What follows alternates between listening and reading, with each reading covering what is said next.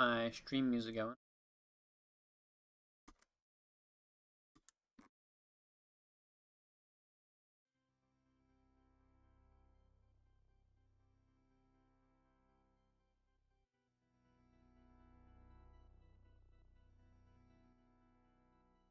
How well is that picking up? Not very well. Alright, anyway, thank you, Sean R. Kisa. I'm not actually sure on the I just noticed there's an E there. I'd always read it as Kissa. My brain always went Kissinger. War in Iraq guy. I don't think you're in chat, so it doesn't matter what I say about you.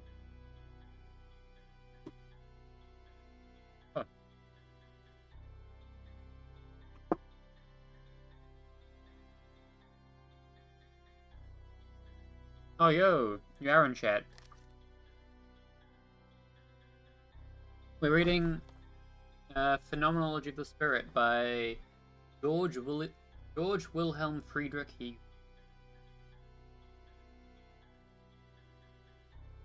A couple of streams ago, I read through the copyist introduction. Not really sure what the term for this guy is, but a guy given the cultural and historical background of the publishing of Phenomenology. So here we got the contents. Okay. A preface that's going to be quite long, apparently. Page 3 to 49. I hope to make my way through the introduction today. But it could be an ordeal. The chunky. Am I a soft talker? My mic is down a bit, actually. How's that? It could also be the volume on your end. I don't like when my voice gets to the red bit on the thing. Also, I am a bit of a soft talker, I think. So actually, I'm both talking more clearly and doing the things. I'm a bit higher as well. And, as is tradition, alcohol. I don't always drink and stream, but it's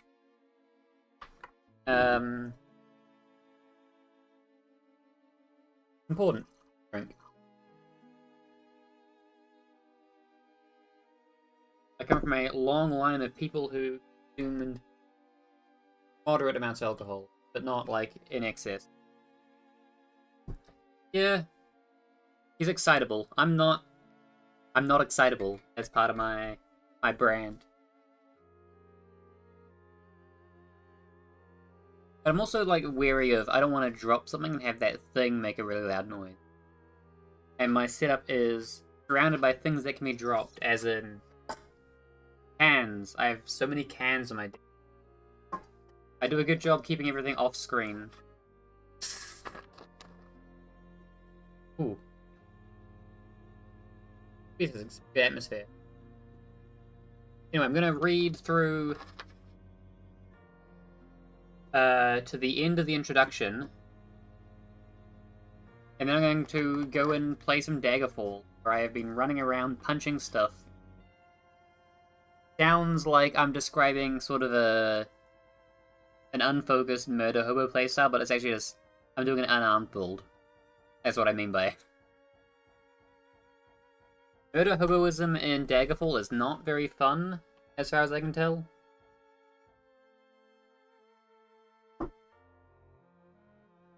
Door frame, plexiglass, and a bunch of cans painted black. Makes a solar air heater, no fans needed. Oh yeah. Yeah, I can imagine that. Sorry, it took me a minute to figure out what you were saying there, but these cans aren't painted black, they're black because Monster import. Monster original gives me headaches for some reason. Like terrible headaches from Monster import. My music up a bit because I have music.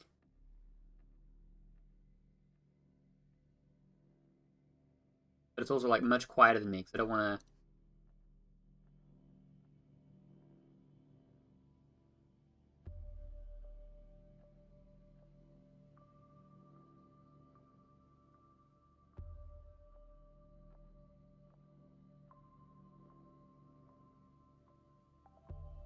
Okay. Just get sorry, eating on stream, but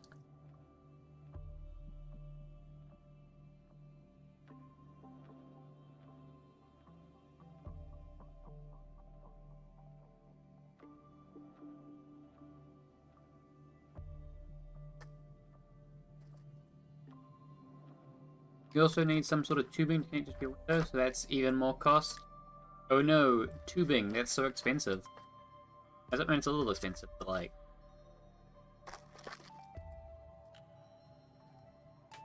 Sorry. I like Shrewsbury's. I love Shrewsbury's. This is the prototypical one. Look at that, the heart. This is... Like, the circles are the generic ones, but the hearts, that's... Anyway. So, preface of the Phenomenology of Spirit. I'm gonna turn this down on my end again. I don't like how loud the music is in my ears, even though I can't really boost it further on the other end. Maybe I shouldn't have it so loud. I don't know, it's... Because I'm recording, I'm not, like, checking my audio on my end. Yeah, the balance is up.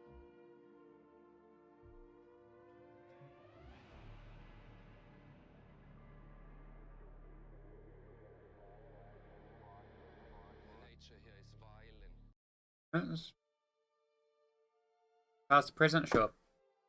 In the preface to a philosophical work, it is customary for the author to give an explanation, namely, explanation of his purpose in writing the book,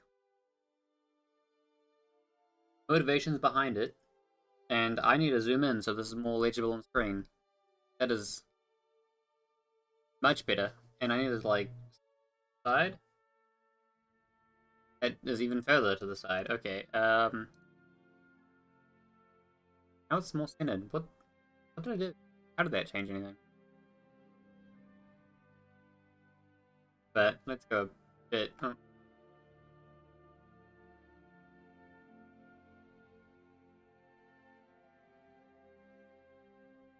How well did that show up on the screen? It's a bit... The font is a bit small.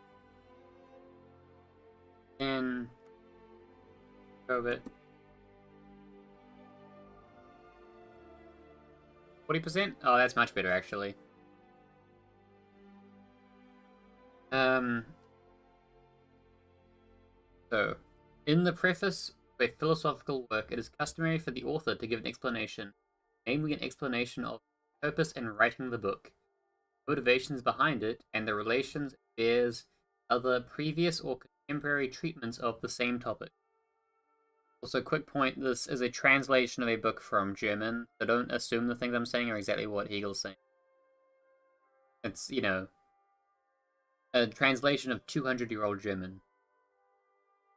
But, I think the translators probably have as good a grip on translating it as my brain does on translating the symbols on the page into ideas. If not better, actually, because they're scholars. But for a philosophical work, this seems not only superfluous, but in light of the nature of the subject matter, even inappropriate and counterproductive. For whatever it might be say about philosophy in a preface, for instance, to give some historical instruction about the biases and the standpoint of the text, or some talk about general content and the results together with a set of scattered assertions and assurances about the truth, none of these can count as the way to present philosophical truth. Moreover, because philosophy essentially is an element of universality... Oh, okay, now I need to slow down. Moreover, because philosophy essentially is the element of universality, encompasses the particular within itself, it might seem that even more so than in the other sciences, in philosophy, what is indeed salient about its subject matter, even its perfect essence, would be expressed in the goal of the work and final result, and that the way the project is in fact carried out would be what is essential. In contrast, if a person were to have only a general notion of, for example, anatomy, put it roughly, if he were to have an acquaintance with the parts of the body taken in accordance with their lifeless, nobody would thereby think that he has come into full possession of the salient subject matter of that science, just to say its content. One would think that in addition he would have to go to the trouble to pay attention to the particularities of the science. Furthermore, that kind of an aggregation of little bits and pieces of information has no real right to be science, and a conversation about its purpose and other such generalities would be in no way distinct from ordinary historical, uncomprehending way in which content, or these nerves and muscles and so forth, is itself discussed.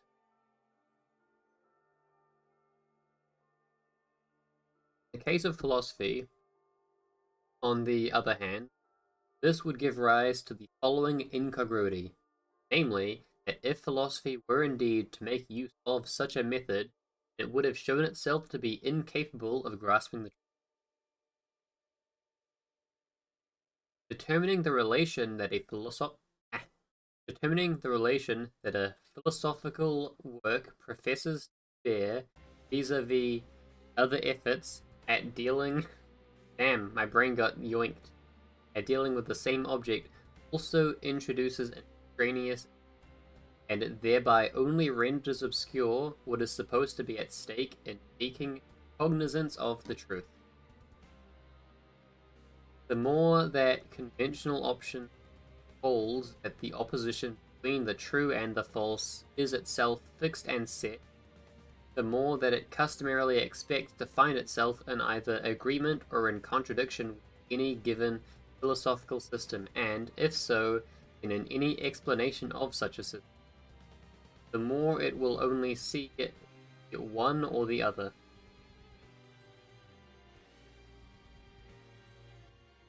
But further down, that's a lot. I'm gonna reread that because that was a lot today, and I hope I'm not rereading stuff too much. But my intent is to understand this, not to communicate it clearly. Determining the relation that a philosophical work professes to bear. Determining the relation that a philosophical work professes to bear vis-a-vis other efforts at dealing with the same object also introduces an extraneous interest, and it thereby only renders obscure what is supposed to be at stake in taking cognizance of the more that conventional opinion holds that the opposition between the true and the false is itself fixed and set, the more that it customarily expects to find itself in either agreement or in contradiction with any given philosophical system. And if so, then in any explanation of such a system, the more it will only see the one or the other. So the more you expect all ideas to be either strictly true or false, the more you tend to relate to arguments for ideas as though they are strictly true or false, as what I feel like it's saying. And since this is to do with, in some sense, the nature of truth, you can't take that as a given.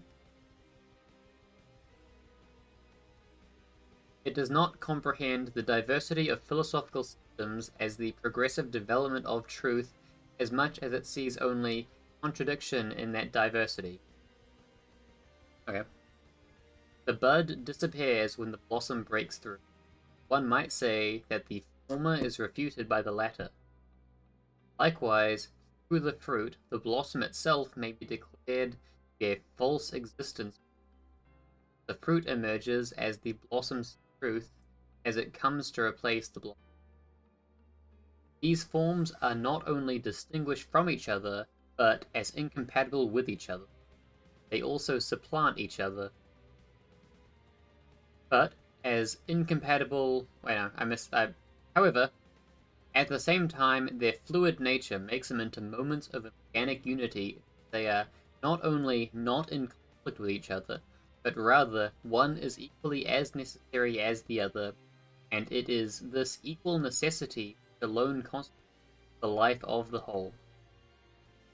However, in part, contradiction with regard to a philosophical system does not usually comprehend itself in this way, and, in part, the consciousness apprehends the contradiction, generally neither knows how to free the contradiction from its one-sidedness, nor how to sustain it as freestanding. Nor, when it seems to be in the shape of a struggle against it, does it generally take cognizance of the moments as reciprocally necessary. If I open up another copy so I can get the translator's notes. Yeah, yeah, thanks. I know that relates to the translator's notes, but I'm not reading the translator's note. That would exhaust me. I would perish. I would not finish the book. Those who demand both such explanations and their satisfaction may well look as if they are really in pursuit of what is essential. Where else could the inner core of a philosophical work be expressed than in purposes and results? How else could this be more permanently discerned than by differentiating it from all the other things that this age brings out in this? However much that sort of doing is supposed to count for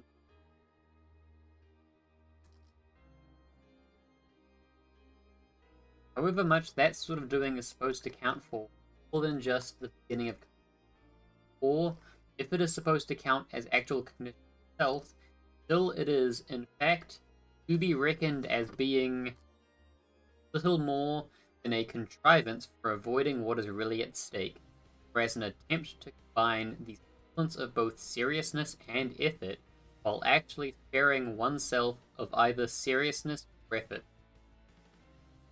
This is so because the subject matter is not exhausted in aims, rather it is exhaustively treated when it is worked out. Nor is the result which reached the actual whole itself, rather the whole is the result together with the way the result comes to be.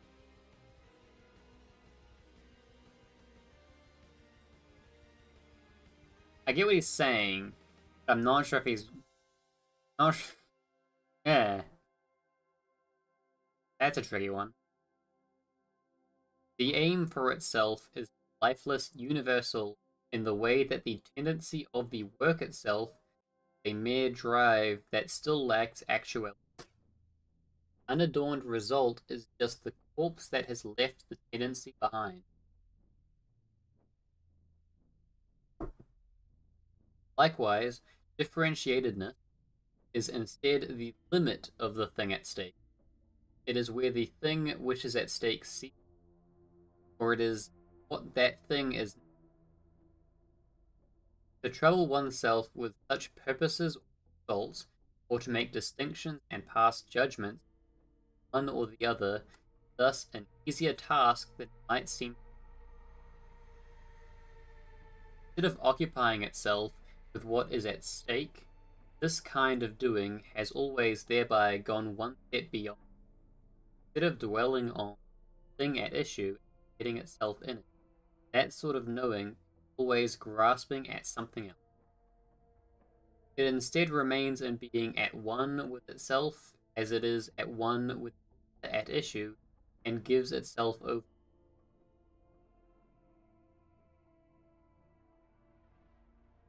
The easiest thing of all is to pass a judgment on what is substantial, and it is much more difficult to get a real grip on it.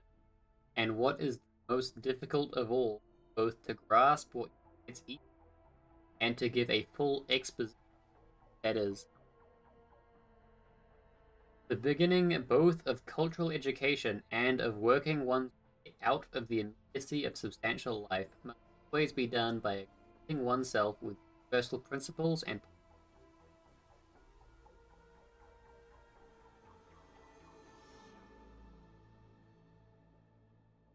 substantial life that has to do with substance.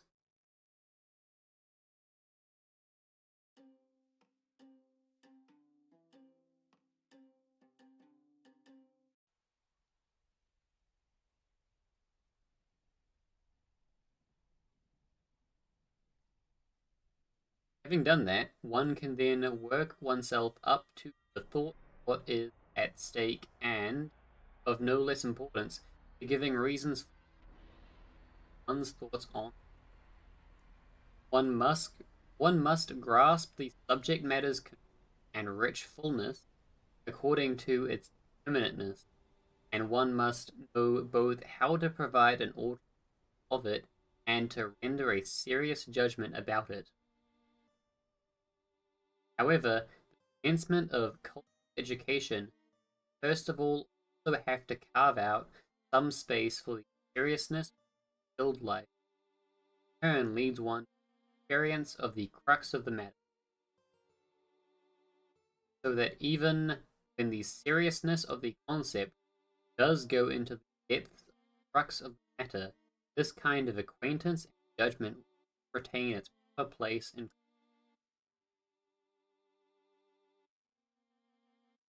That translator's notes looking more tempting by the day. True shape in which truth exists can only be the scientific system of that truth.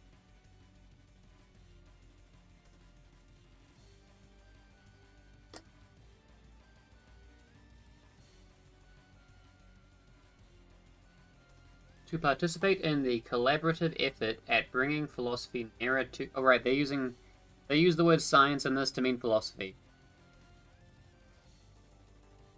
Yeah, because ye old.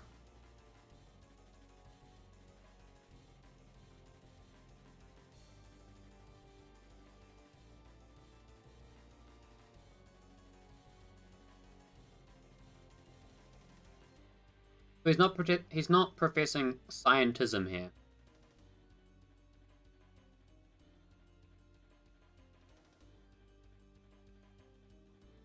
To participate in the collaborative effort at bringing philosophy nearer to the aim of science, bring it nearer to the goal, where it can lay aside the title of love of knowing and be actual task I have set for myself.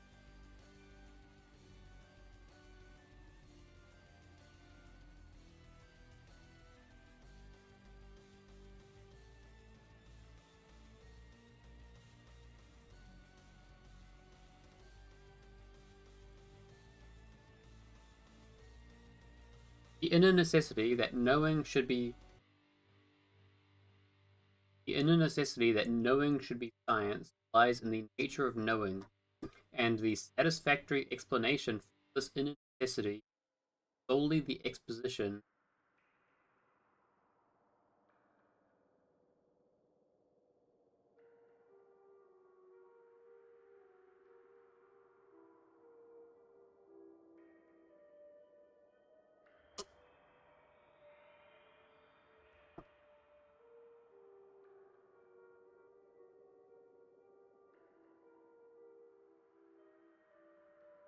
However, external necessity, insofar as this is grasped in a manner, and insofar as personal individual motivations are aside, same as the internal necessity takes on shape in the existence of its moment, in which time presents the right. The superscript letters always throw me off because I think my brain for some reason wires them to the end of the sentence because in um in Democracy of the God That Failed, they tended to be at the end of because they were footnotes rather than I mean they are footnotes here, but they're translation. Demonstrate that it is now time for philosophy to be elevated into science, therefore be the only true justification of any attempt that has this as its aim. Demonstrate the necessity of that aim, and at the same time, would be the realization of the aim.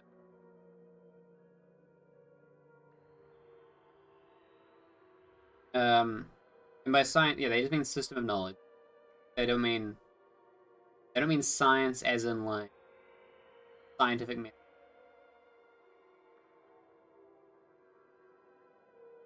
But it's rather a catch-all for system under which knowledge can be acquired.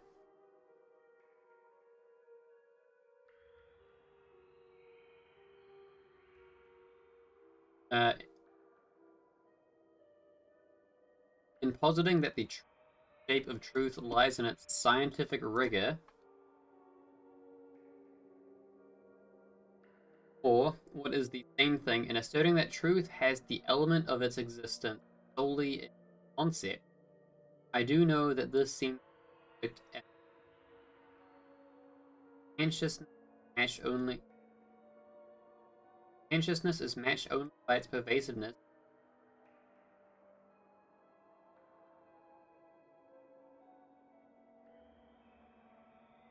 There is more in the heavens and on earth than exists in your. Is it a good one? I'm not sure what that quote means. Like, I don't know who it's an own against.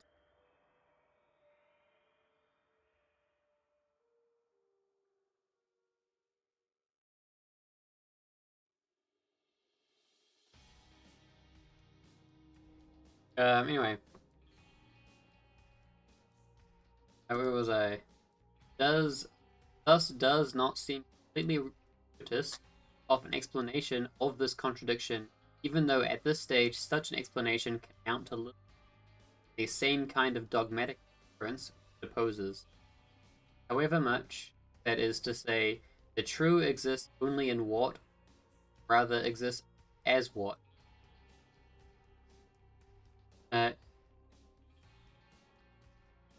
That is to say, the true exists only in what, rather exists only as what, at one time called intuition, at another time called either the immediate knowing of the absolute, or being, not at the center of the divine love, being of divine love itself. Still, if that taken as the point of departure, is at the same time in the exposition of philosophy going to be said very opposite of the. I'm gonna go through it again because again I didn't follow that quite. This does not seem complete explanation of his. However much, that is to say, the true exists only in what, or rather exists only as what, is at one time called intuition, and at another time called the immediate knowing of the absolute being, not at the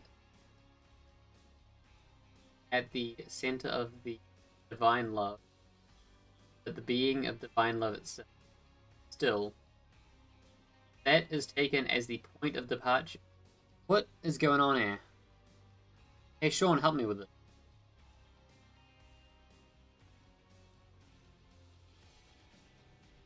What is bloody happening? You know, I'm gonna continue, and he's talking about the immediate knowing of the absolute.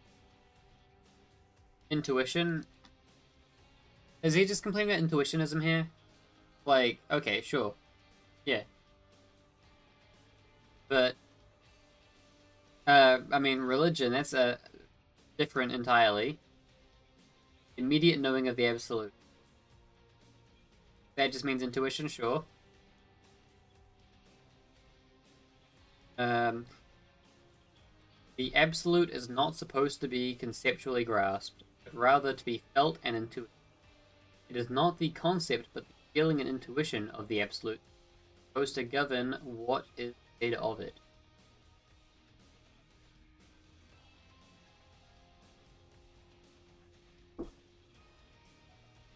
Such a requirement is grasped in its general context, and if its appearance is viewed from the stage at which self-conscious spirit is presently located, spirit has gone beyond the substantial life which it had otherwise been in the element of thought.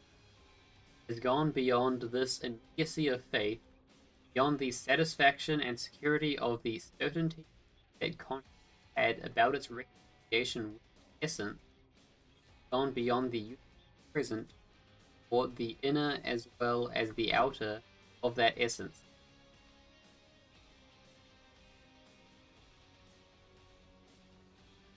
Spirit has not only gone beyond that to the opposite extreme, a reflection of itself into utterly devoid of substance, it has gone beyond that extreme too. Not only has its essential life been lost to it, it is conscious of this, and of the finitude that is its.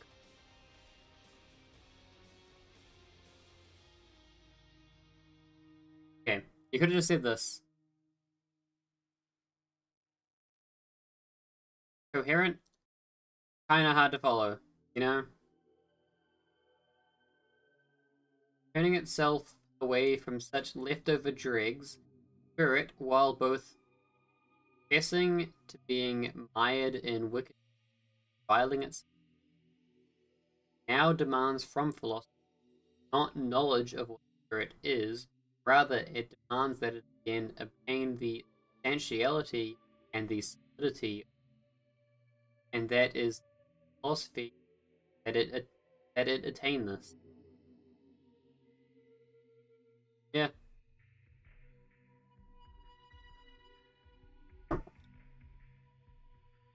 Um. Meet these needs, philosophy is not supposed so much to substance and elevate this self-consciousness, not so much to bring chaotic consciousness. Not supposed.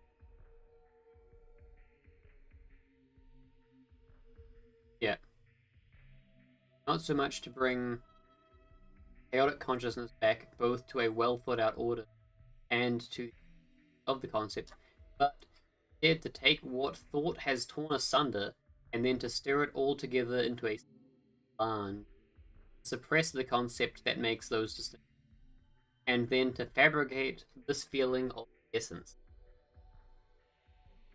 What it wants from philosophy is not so much insight as edification. Okay, Google, edification.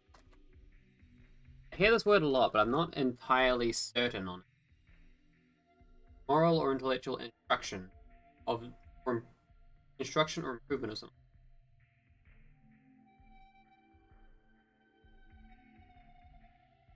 The beautiful, the holy, the eternal, religion, and love itself are all the bait required to awaken the craving to bite. What is supposed to sustain and extend the wealth of that substance, not the concept, but ecstasy, not the called forward march of the necessity of the subject matter, but instead a kind of flamed inspiration. Corresponding to this requirement is a glorious and almost petulant save mankind from its absorption, sensuous, the vulgar, singular. It wishes to direct people's eyes to the stars as if they had totally forgotten as if they were like worms, each and all on the verge of finding satisfaction in dirt and. There was a time when people had a heaven adorned, comprehensive. The meaning of all lay in the thread light by which it is bound to of lingering in this present. People's view followed that thread upwards towards the divine essence. Their view directed itself, if one may put it this way, to an otherworldly present. It was only under duress that Spirit's eyes had to be back to what kept fixed. A long time was needed. Clarity, dullness, lying in the things in the kind of clarity only heavenly things used to have. A long time was needed both present as such, mention that experience, and to make it interesting, and to make now it seems opposite, that our sense of things is so deeply rooted in the earthly, little power is required to elevate it above all. Spirit has shown itself to be so impoverished that it seems to yearn for its refreshment only in the feeling of very much like the wanderer in the desert who longs for it. But it now takes so little to satisfy Spirit's need, full measure of the magnitude of its life. All the same, this parsimony vis-a-vis what one receives, or this stinginess vis-a-vis what one gives, is inappropriate to science. Whoever seeks mere edification wants to surround the manifoldness of existence with a kind of fog, and who then demands an indeterminate enjoyment of this indeterminate divinity may look wherever he pleases to find it. And he will quite easily, up here, find the resources to enable him both to get on his high horse and to rant and rave. However, philosophy must keep up its guard against the desire to be edifying.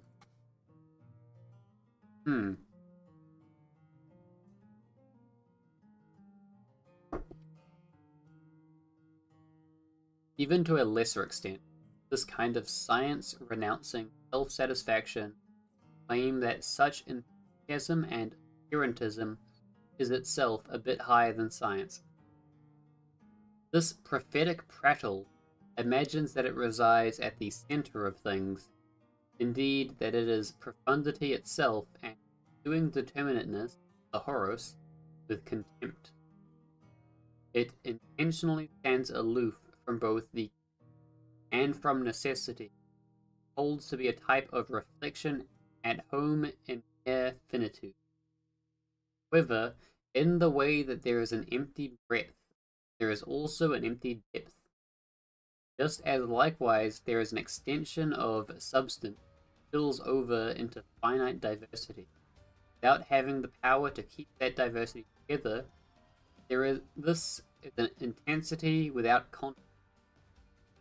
Although it makes out as if it were a sheer force without dispersion, is in fact no more than superficiality itself. The force of spirit is only as great as its expression, and its depth only as deep as it trusts itself to disperse itself, and to lose itself in its explication of itself at self, and its depth only as deep as it trusts itself to disperse itself and to lose itself in its explication of.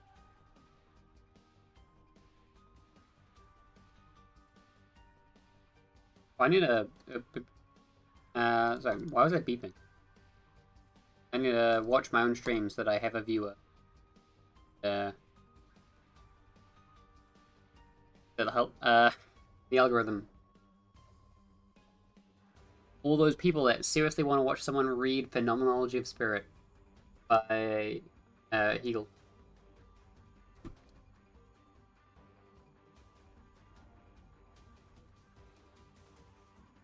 The force of spirit is only as great as its expression, and its depth goes only as deep as it trusts itself to disperse itself, and to lose itself in its expectation of itself. At the same time, if this substantial knowing self, so totally devoid of the concept,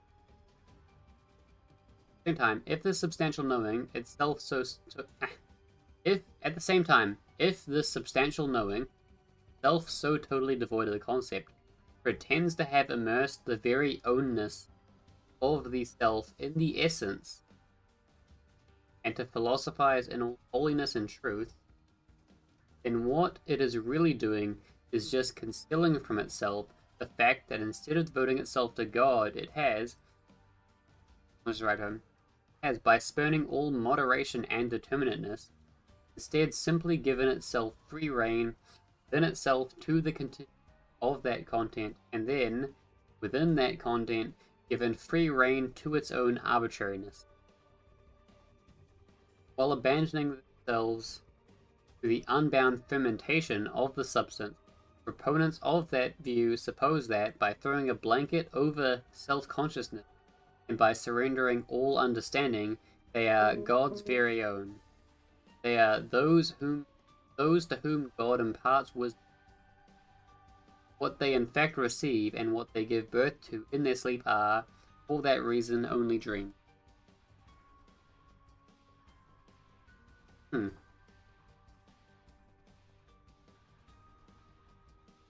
Besides, it is not difficult to see that our own epoch is a time of birth and a transition to a new period. Spirit has broken with the previous world of its existence and its ways of thinking. It is now of a mind to let them recede into the past and to immerse itself in its own work at reshaping itself. Be sure, spirit is never to be at rest, rather as ever advancing. However, just as with a child, who after a long, silent period of nourishment draws his first breath, that is the gradualness of quantitative growth. It makes a qualitative leap and is born. So too,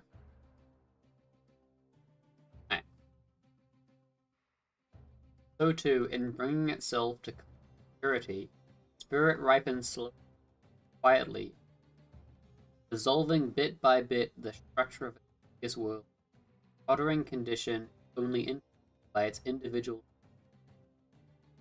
Also, based Hegel acknowledging that a child is still a child before W. Not normally be a W, but we live in strange times. Kind of frivolity and boredom which create the established order and the indeterminate sentiment, that is a word, intuitive feeling about the future, especially one of foreboding.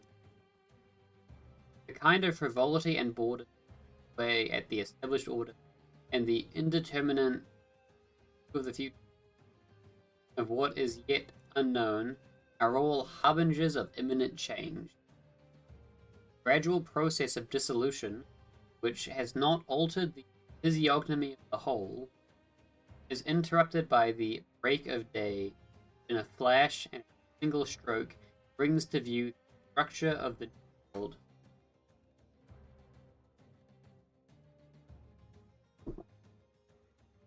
Yet this newness is no more completely actual than is the newborn child. Sneeze. My brother. That's probably my brother returning. And it is essential to bear this in mind. Its immediacy, or its concept, first to come on the scene. However, just as little of a building foundation has, so too reaching the whole, really as little as the whole itself. When we wish to see an oak with a powerful trunk and spreading branches, we are not satisfied if instead we are shown an acorn. In the same way, science, the crowning glory of a spiritual world, not completed in its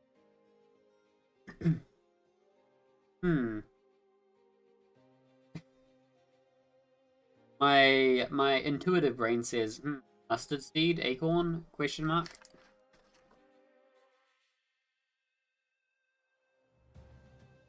I can't talk when I'm eating these. That's the issue.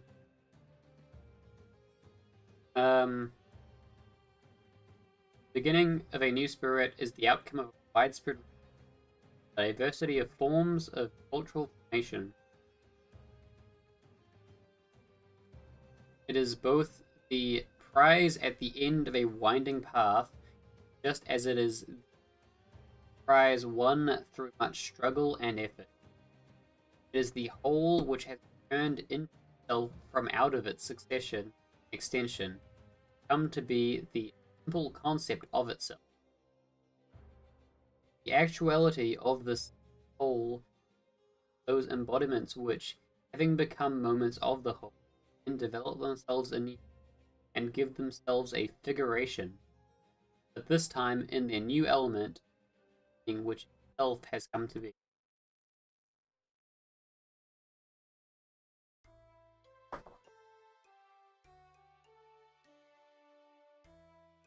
On the one hand, while the initial appearance world is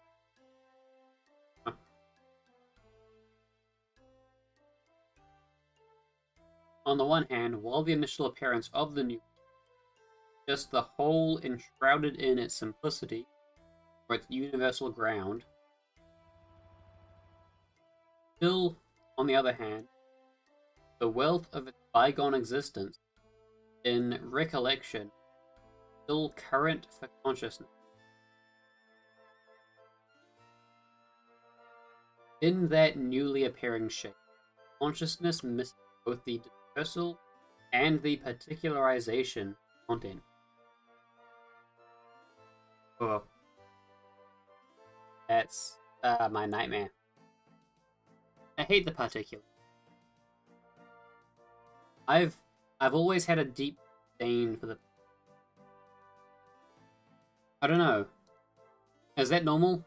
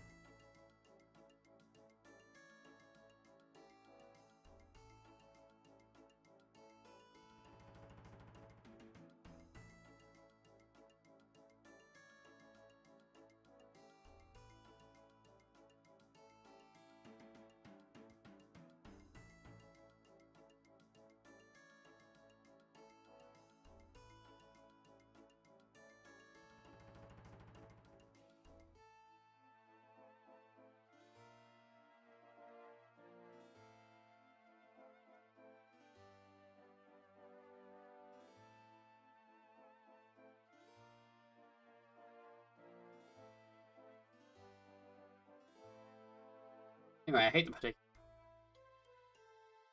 In that newly appearing shape, consciousness misses both the dispersal and particularization of, but it misses even more the development of the, as a result of which differences are determined and are put into the order of their fixed relations. Without this development, science has no general intelligibility. It seems to be the esoteric possession of a few individuals. An esoteric possession because at first science is only available in concept or in what is external to it, and it is the possession of a few individuals. Appearance is in this not yet fully unfurled form. Appearance in this not yet fully unfurled form makes it something wholly singular. Only what is completely is at the same time exoteric, comprehensible, and capable of being and possessed by everybody. An intelligible form of science is the path offered to everyone equally available for to achieve rational knowledge through our own intellect. Rightful demand of a approaching the status of a science. This is so because the understanding of your eye is such and because what is intelligible, what is already familiar and both to science and the unscientific, and it is that which unscientific enabled enter into science. At its debut, where science has become the completeness, pale perfection of form, is open to reproach. However, even if it is unjust to suppose that this reproach even touches on the essence of science, it would be just as unjust and inadmissible not to honor the demand for further development of science.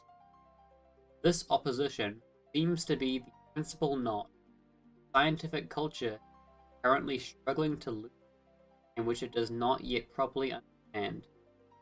One side sings the praises of the wealth of its material and its own. The other side, at any rate, turns the and insists on immediate rationality and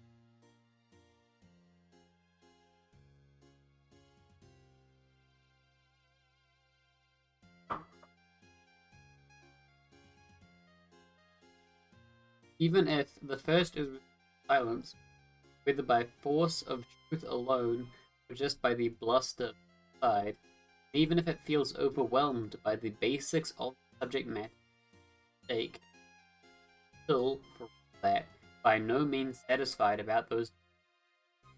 Though they are just, those demands have not been fulfilled. Only half of its silence is the other side's victory. The other half is boredom and indifference result from the continual awakening of expectations by promises. Okay, taking me up, right? Let's see. Let's.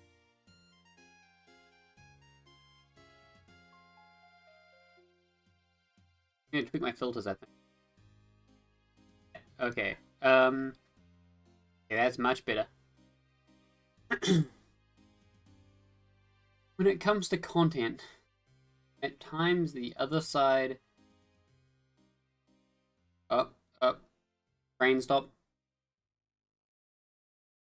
My eyes did this. Ooh, this track fucks. Go.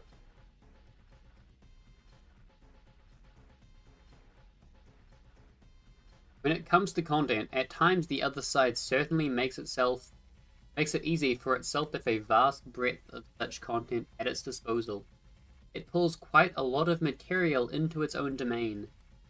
Be sure what is already familiar and well ordered, and by principally tracking in rare items and curiosities, manage to put on the appearance of being in full possession of what knowing had already finished with, but which at the same time had not yet been brought to order.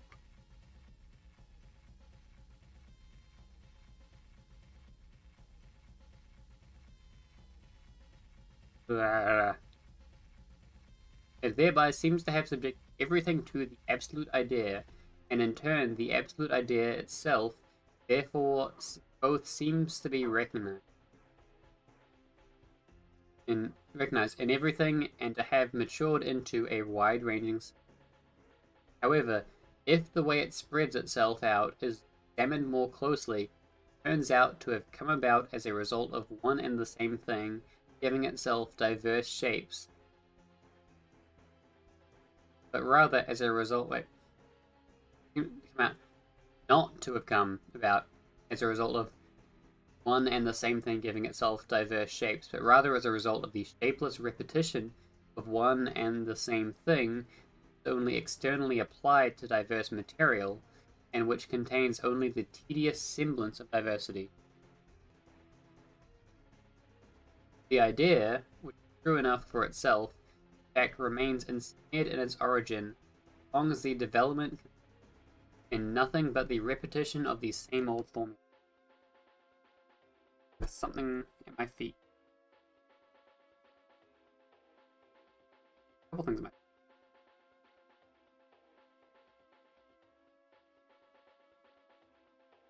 Having the knowing subject apply the one unmoved form, whatever just happens to be present, and then externally dipping the material into this element contributes as much to fulfilling what is demanded as does a collection of.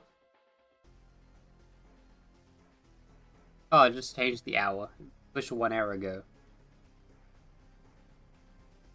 Sorry. My brain is fried today. I think this is like putting my brain in a microwave.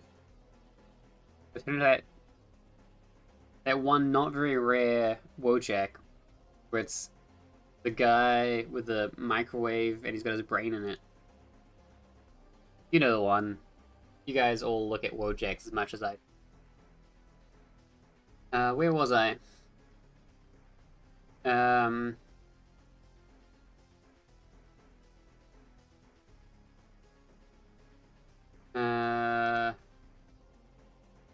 The idea, which is true enough for itself, in fact remains instant in its origin as long as its development consists in nothing but the repetition of the same old formula.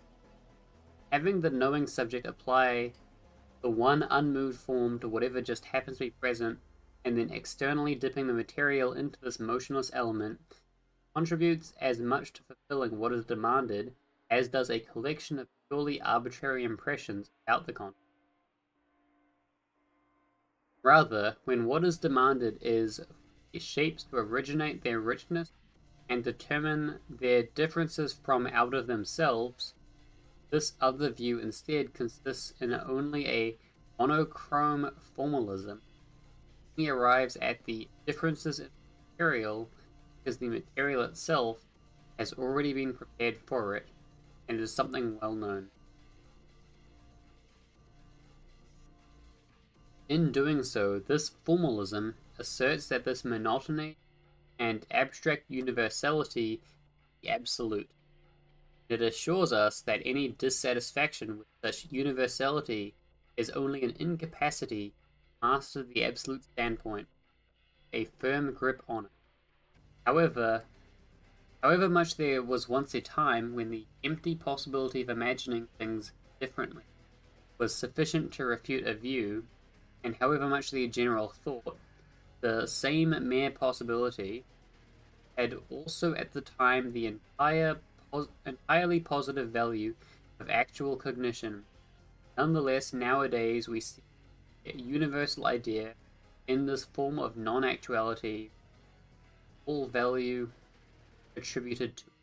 And we see that what counts as the speculative way of considering things turns out to be the dissolution of the distinct and the determinate, or it turns out to be simply the casting of what is distinct and determinate, this of the void, an act lacking all development of having no justification in itself at all.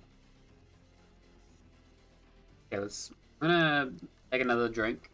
I'm gonna pour another drink because this seems like a lot to take in. I can see an A equals A below. Is a good sign, actually, because I know what A equals A means. Without... It's the law of identity.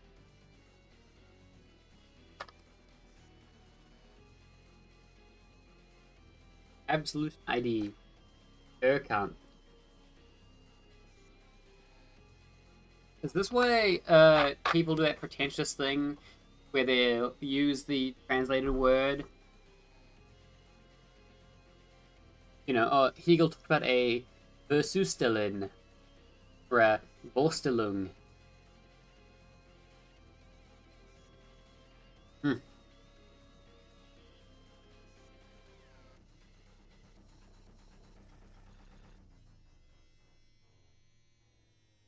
In that mode, to examine any existence, the way in which it is absolute consists in nothing more than saying it is in fact being of as, say, something, whereas in the absolute, in the A equals A, there is no such something, for in the absolute, everything is one.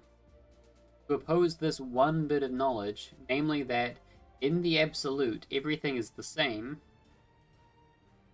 but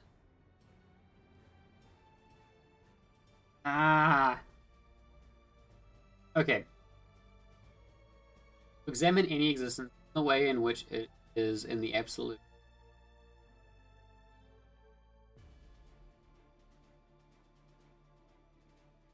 This and nothing more than saying it is in fact being spoken of as, say, a something, whereas in the absolute, in the A equals A, there is no such something.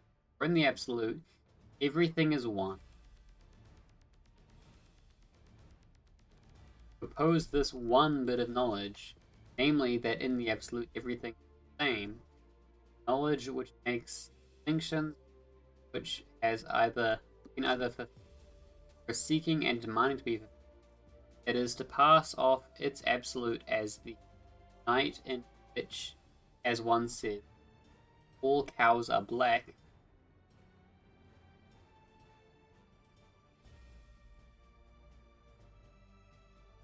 Lost the plot.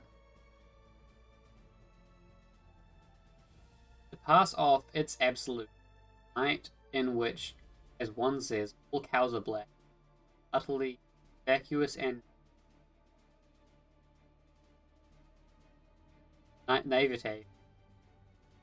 The formalism which has been indicted and scorned by the philosophy of recent times and which has been generated again, not disappear from science even though its inadequacy is well known, and not disappear until absolute actuality has become completely clear about its own nature.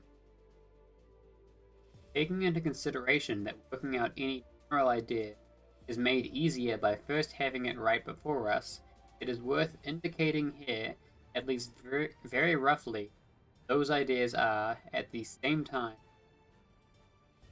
what those ideas are. At the same time, we also take this opportunity to rid ourselves of their only impediments to philosophical. Yay, let's get rid of forms. In my view, must be justified by the exposition of the itself. Everything hangs on grasping and expressing the true, not just as substance, but just as much as subject. Yes. Yeah. Like, truth isn't a thing that proposition is made out of. It's the existence of truth is something that's propositionable. At the same time, we noted that substantiality rises within itself, or it comprises not only the immediacy of knowing, but also the immediacy of, or immediacy for knowing. However much however much taking God to be the one substance shocked the age which it expressed, still that was in part because of an instinctive awareness that in such a view self-consciousness perishes and is not preserved. However, in part, the opposite self clings to thinking as thinking, which holds fast to universality, exactly the same simplicity. It is itself undifferentiated, unmoved substantiality. But thirdly, if thinking only unifies the being substance with itself,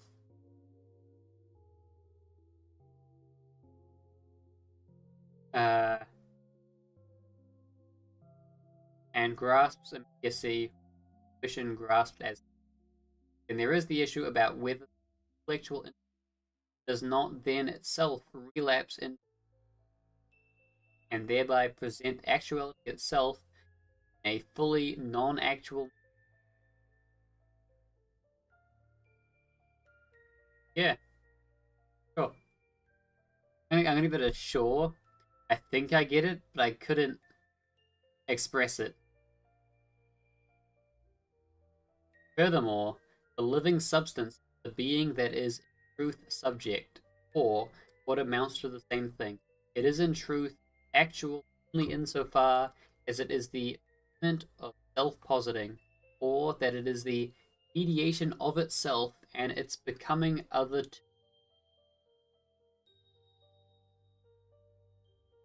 Furthermore, the living substance is the being that is in itself subject, or what it is in truth actual, far as it is the movement of self-positing, or that it is the mediation of itself and becoming other to it. Okay, yeah. As subject, it is pure, simple negativity, and as a result, is the estrangement of what is simple. It is the doubling, posits opposition, and which is again the negation of this different diversity. That is, it is only the self-restoring sameness, reflective turn into itself in its otherness. True is not an original unit, or not an. It is the coming to be of itself. The circle that presupposes its end as its goal, as its end for its beginning, and which is actual only through this accomplishment and its end.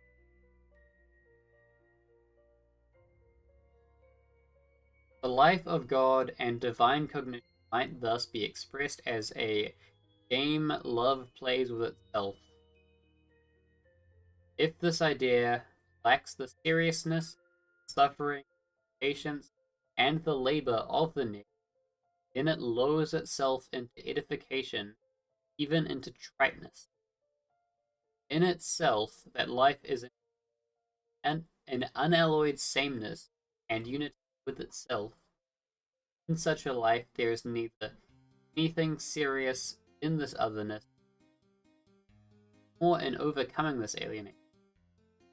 However, this in itself is abstract universality, in which its nature is to be for itself, and the self-movement of the are both left out of view. However much the form is said to be the same as the essence, still it is for that very reason called misunderstanding to suppose that cognition and with self or the essence, but can do without the form. That the absolute principle or the absolute intuition can make do without working out the or without the development of the latter.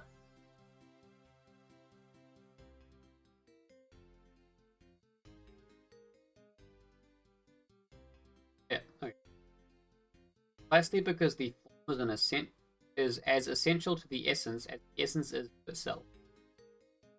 Essence must not be grasped and expressed as mere essence, say as immediate substance or as the pure self-intuition line. Rather, it must likewise be grasped as form in higher richness, developed form, and only thereby is it grasped and expressed as the actual. The true is the whole. However, the whole is only the essence itself through its development. This much must be said of the absolute. It is essentially a result. At the end, what it is in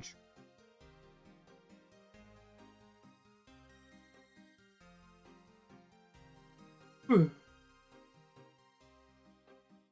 Its nature consists just in the actual, to be subject or to be the becoming of itself. Contradictory as it might seem, it does, namely, that the absolute is to be comprehended essentially as a result, in a little reflection.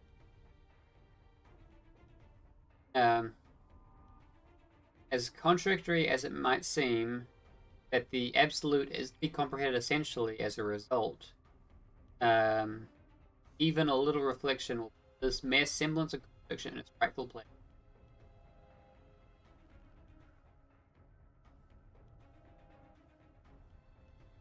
Okay.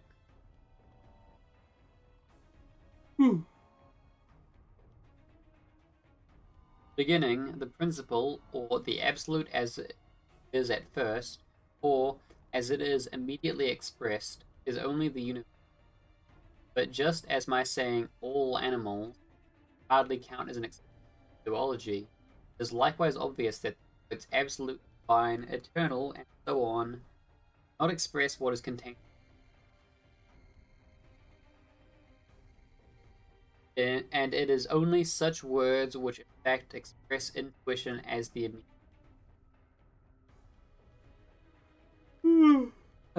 Man. Whatever is more than such a word, in the mere transition to a proposition, a becoming other, must be redeemed, is a mediation.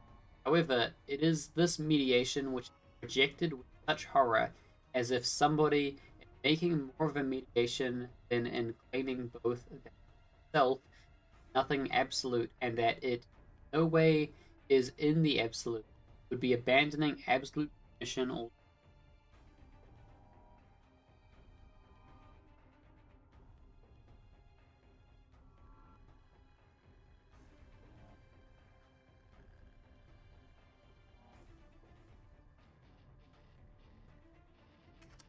how long was this? How long is the introduction chapter again? I'm gonna just check the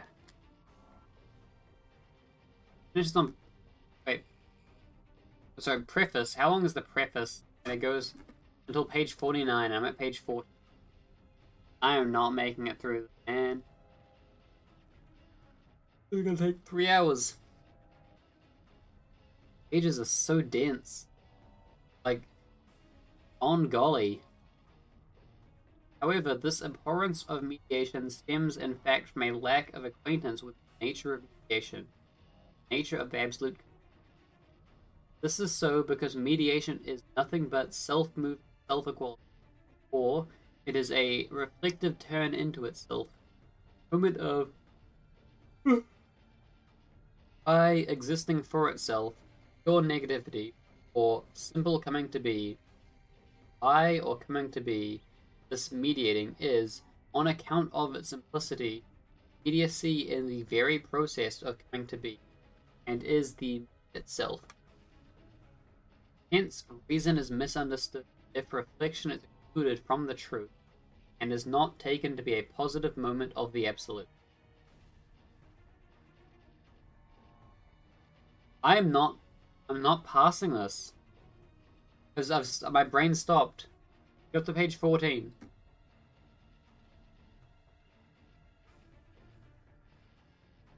I'm not. Oh, I might need to like call this off. Like I'm stuck on the preface.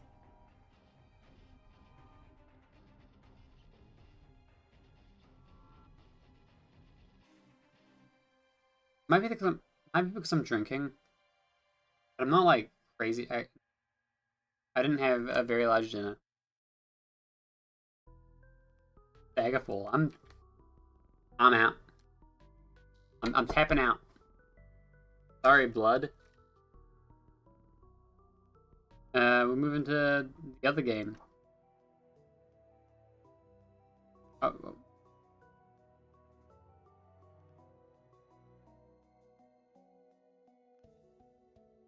Alright, I can change this in here. Oh, no. No.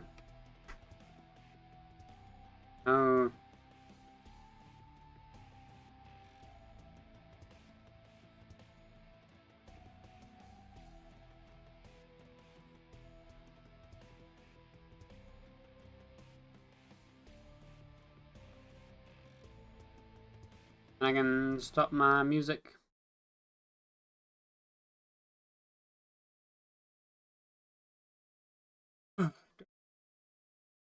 Woo!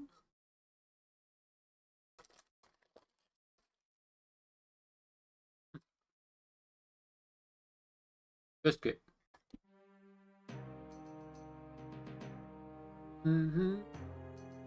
Doo-doo. Doo-doo-doo.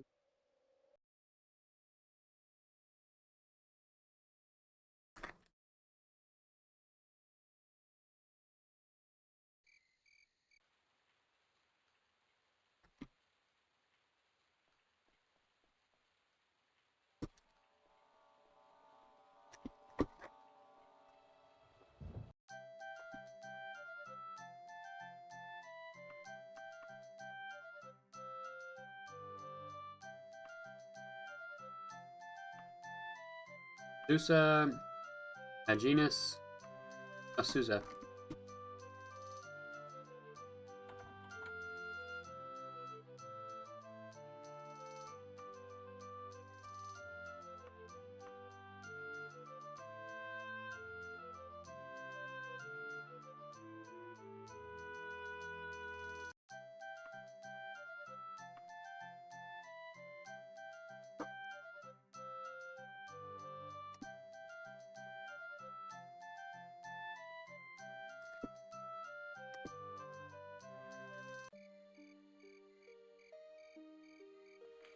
Okay.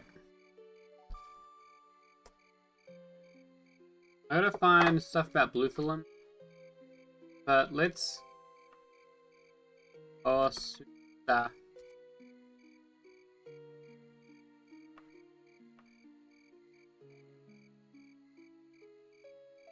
A genus?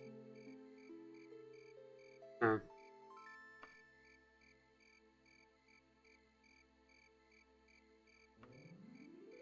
Mastenda, right? Mastenda worshipper.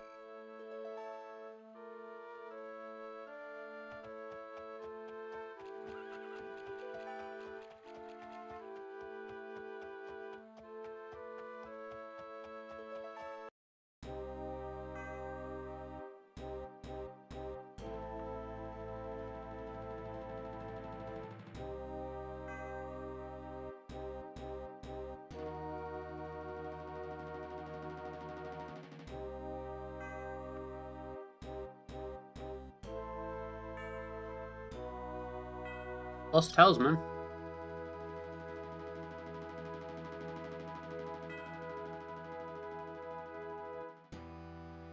Hmm.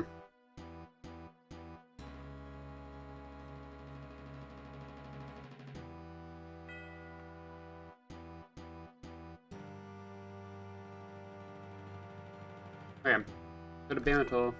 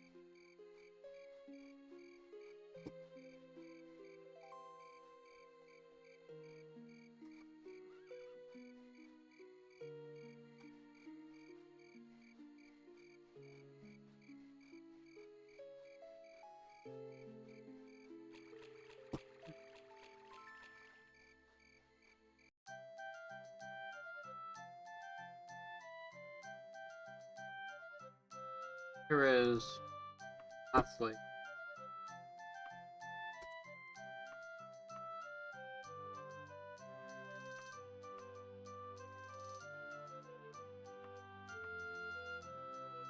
South.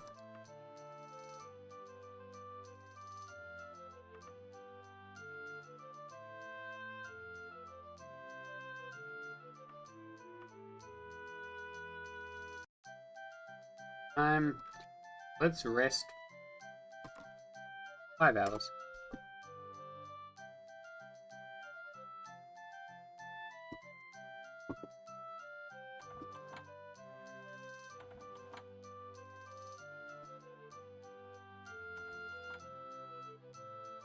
Oh, lady.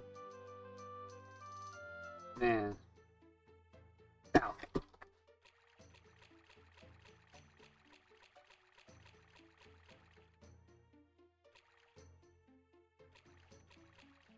Camera shop.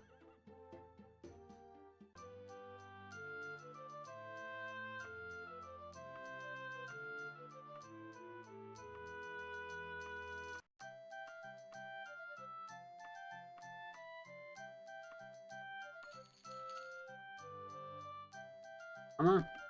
No.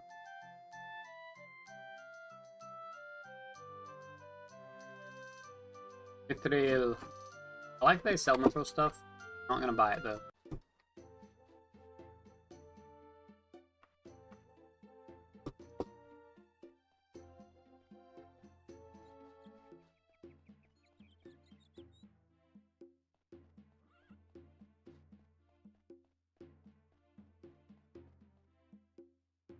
Thin rail of woman steps forward. Hands aside all your questions. Professionals.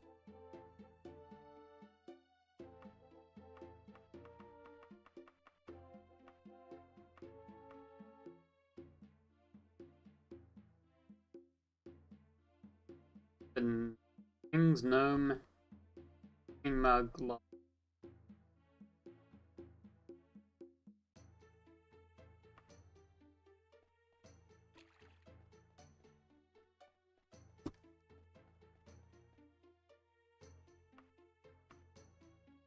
Hey, thank you, boss.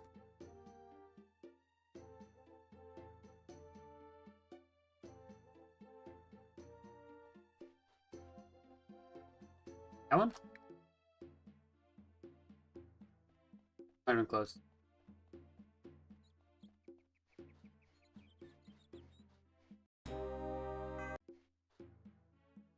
Julianus.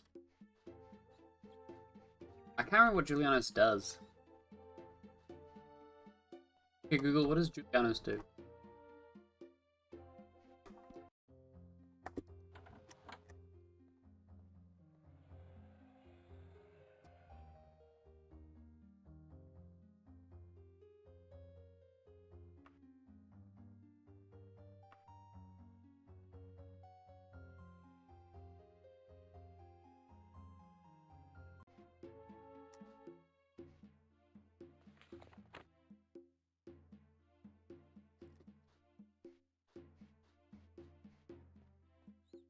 Hey, I kind of want to try slow traveling.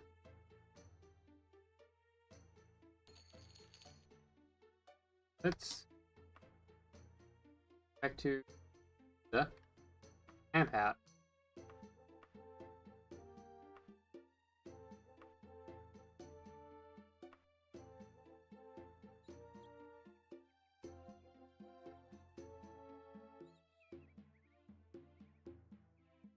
Not for any like places.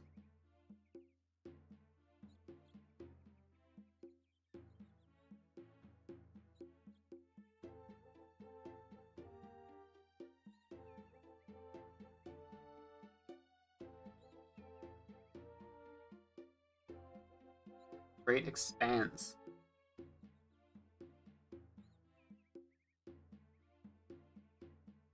Kinda. Oh wait, I'm on the wrong layout. Didn't see things properly.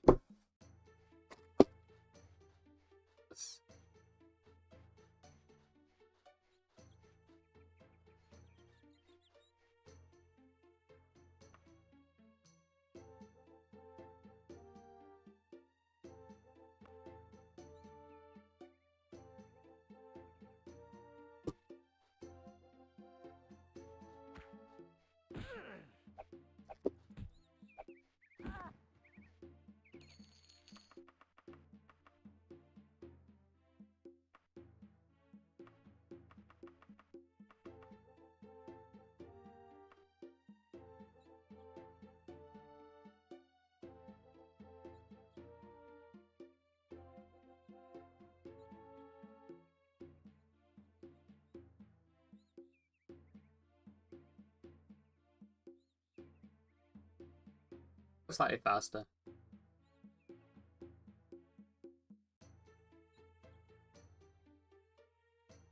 It's gonna take a while.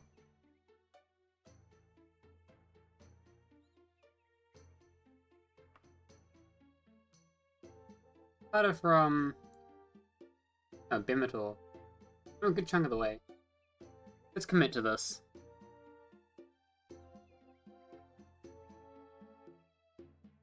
That could have gone bad.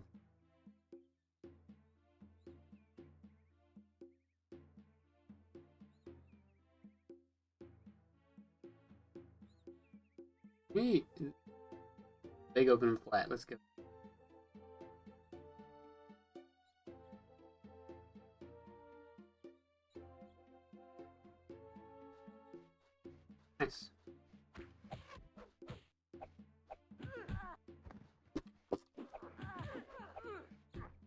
what I wanted to do this for.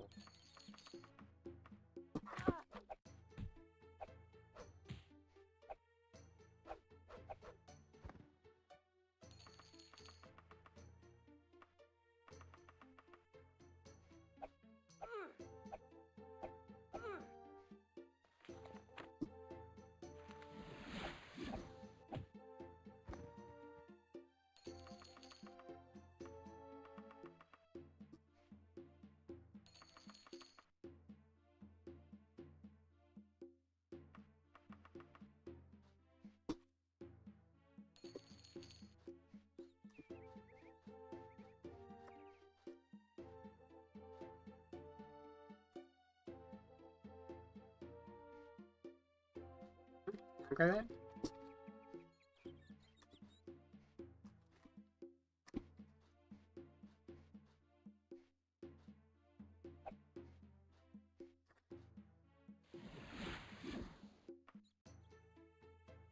Watch my... The only region is...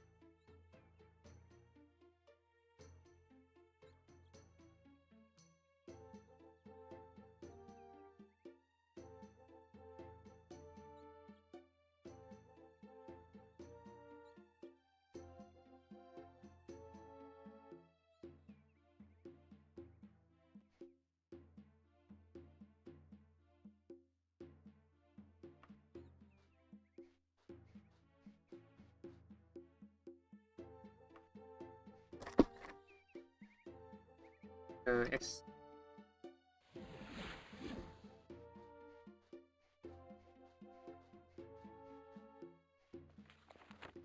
At this thing, that looks like a person there. But it could just be a cactus. Ooh, that's a person. Cactuses don't move. Aim is bad. Her aim is bad.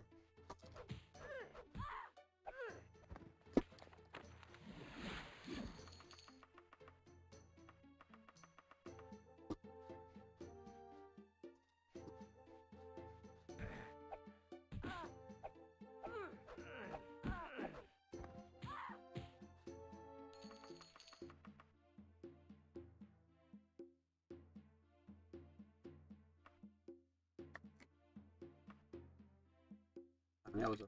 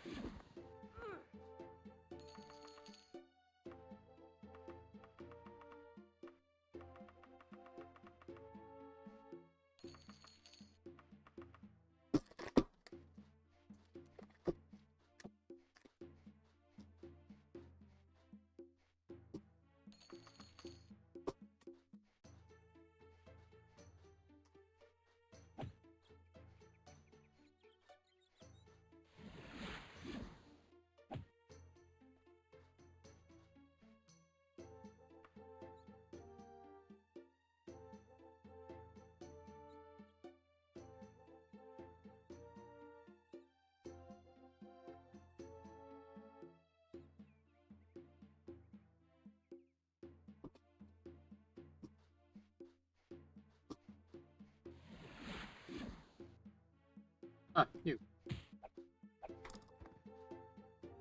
Get crumpled.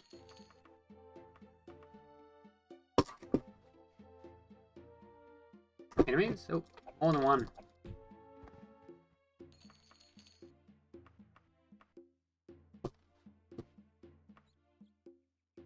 And that's the spot to camp.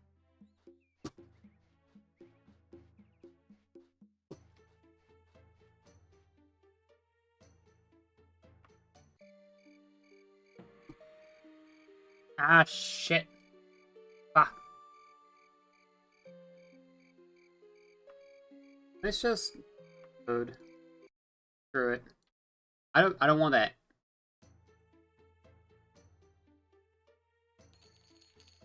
Let's just... This is a... Go...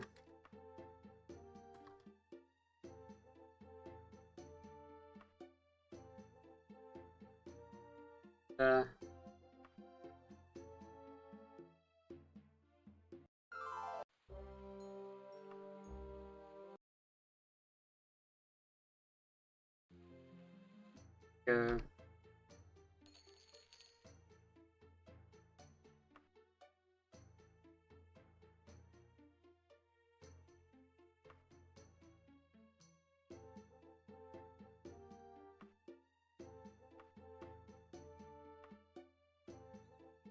There we go.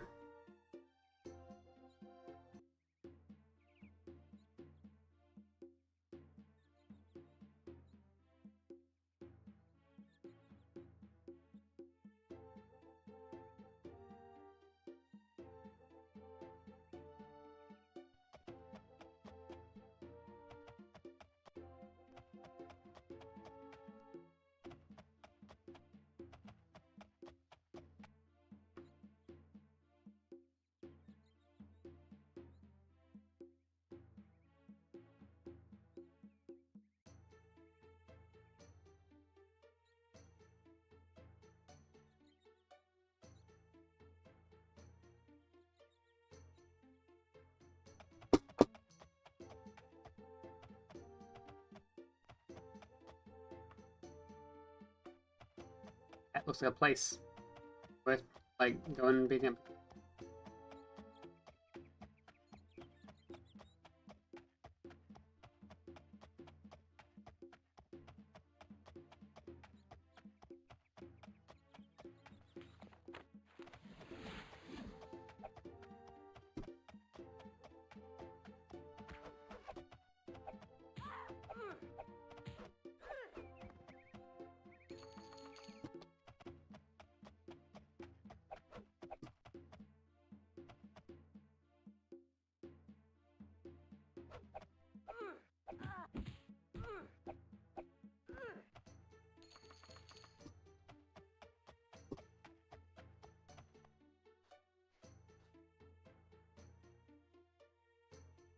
Food.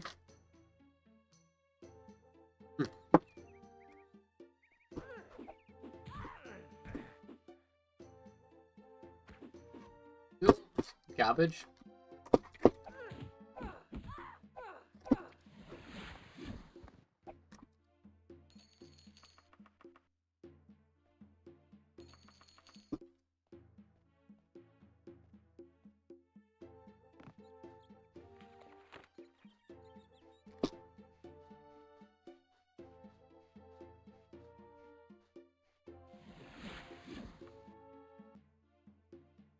What?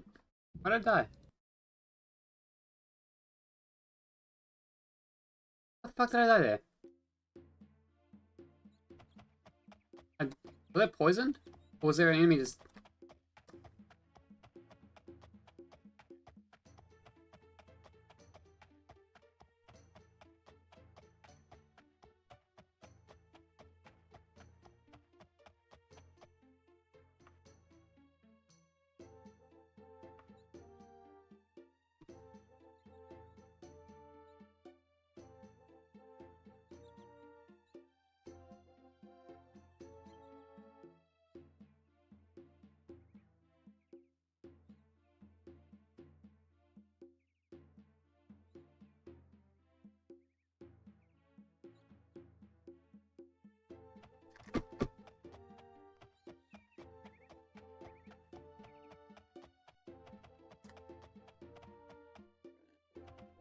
This is quite nice. Gotta admit, like, damn. Terrible skybox, but like, man.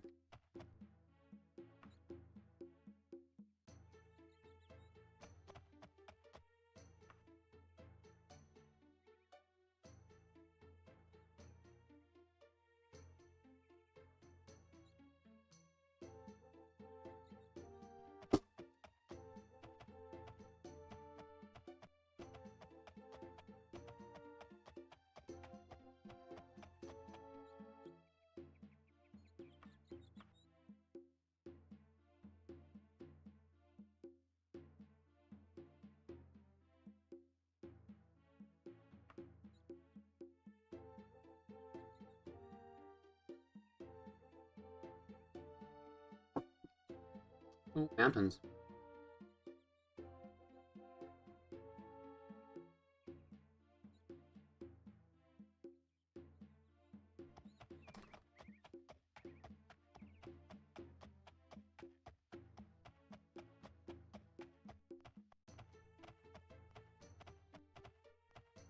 Skyrim all over again.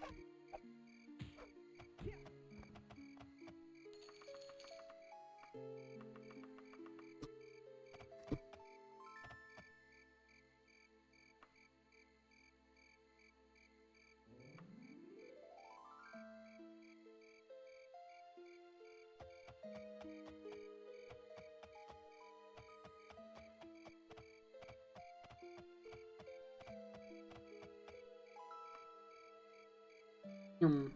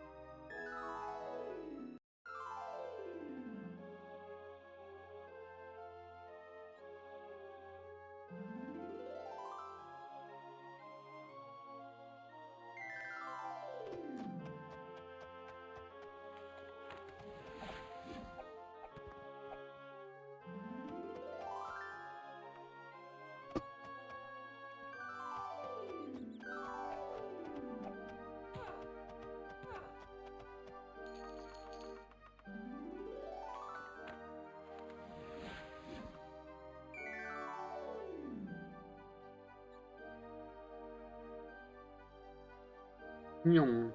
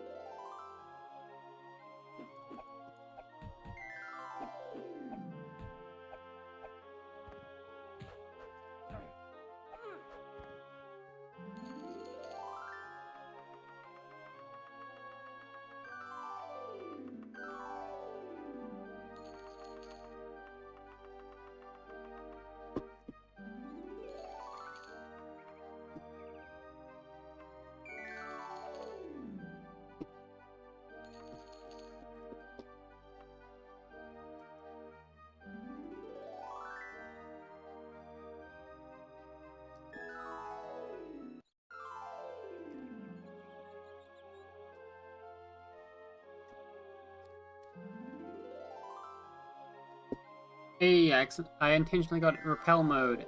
And also, hey, Koshikwe, I don't believe you.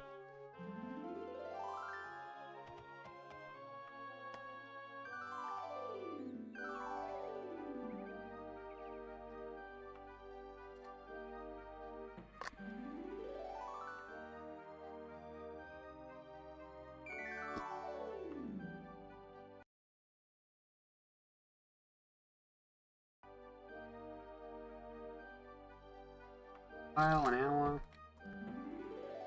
Yeah, that's what I want. Woo!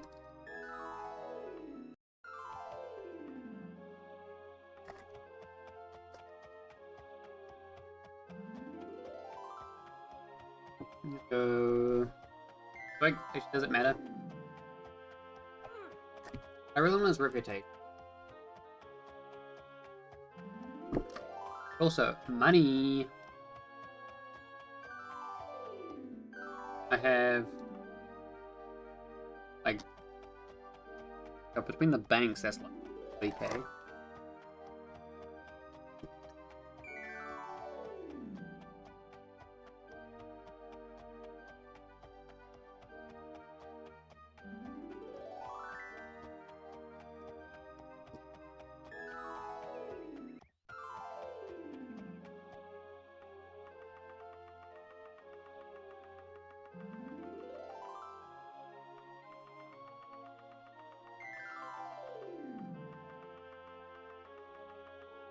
What the hell? Wait. Oh, how did I do that?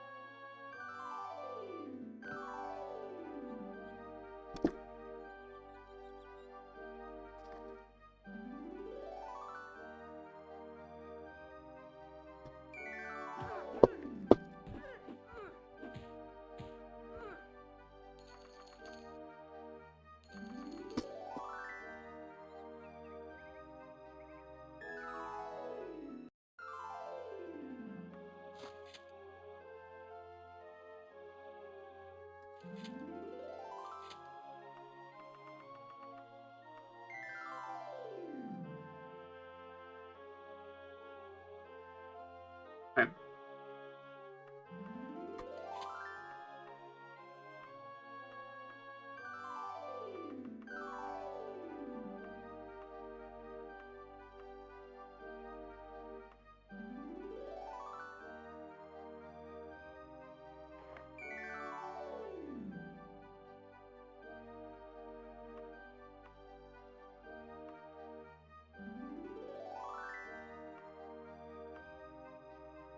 Else with carrying?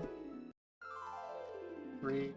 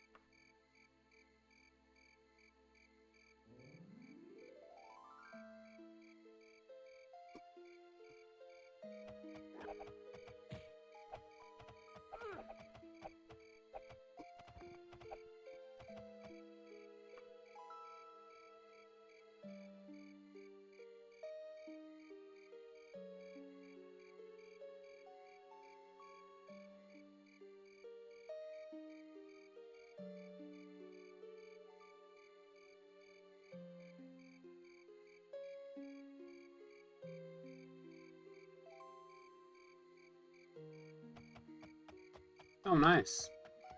Oh, so that's what mountain is. That's really helping get a good sense of the scale. Place.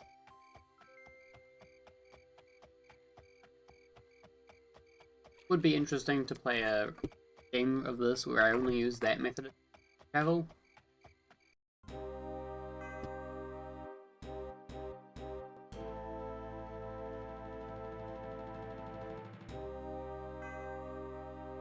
Woo! Adept! So we are an adept with the Temple of Stender.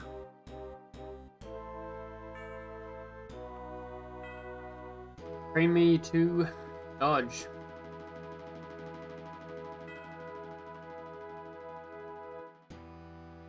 Give me a quest.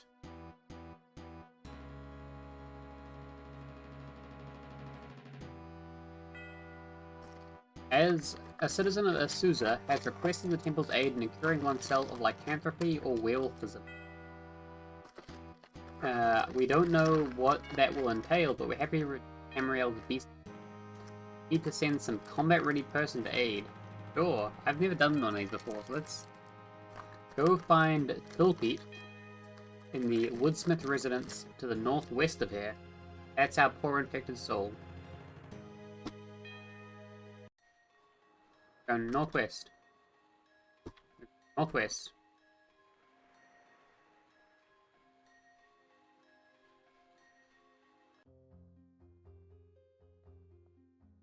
Greetings, the Temple of Stender. Welcome to my abode. I've done most of the footwork to find a cure to my fearsome condition. Now the last step remains. I lack the courage to do it myself. I need your help. Let us be off to the core of plantation. Find Mel holds the key to my cure. That is what the alchemist.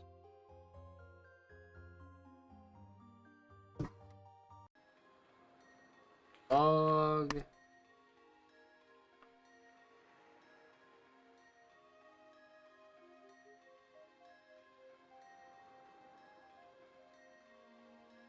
Right.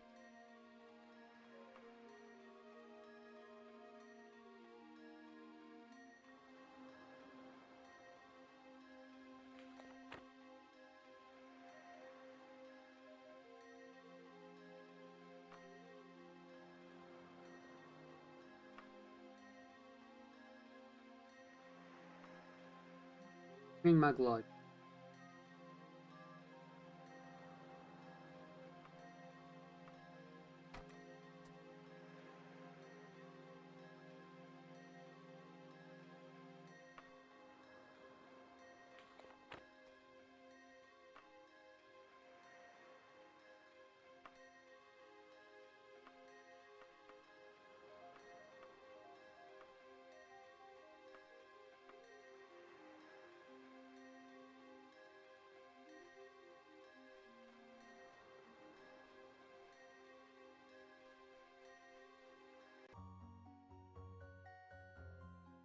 Where's my alchemist?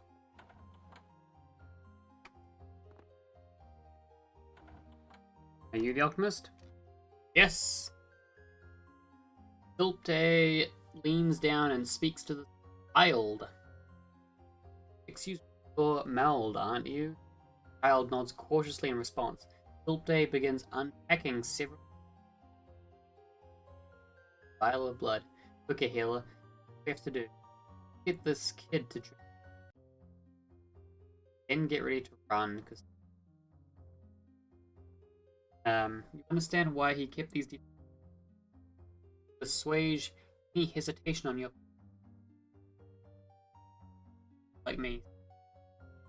But can't help it, it needs a cure. No other way than that. I've done my research, I've seen it.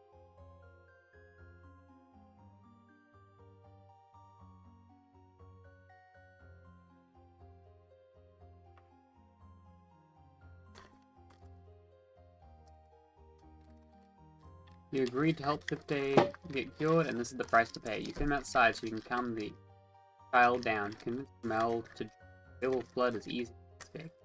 Perhaps this task of latent talk of latent lycanthropy is true after all.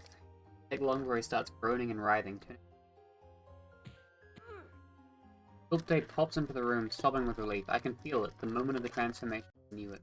I'm free. By Arche, my life is mine once more. Hey! Come on! I'm with Stenda. By Stenda that your life is free.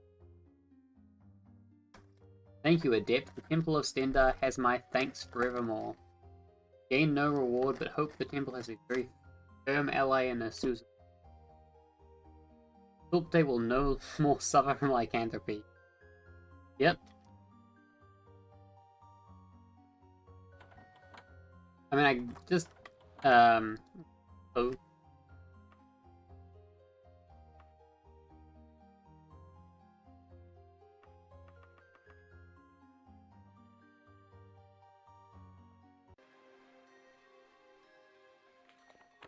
Now.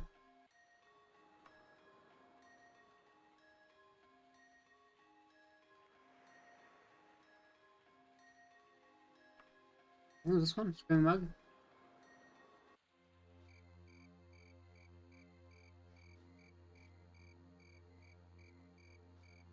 Let's save the game here.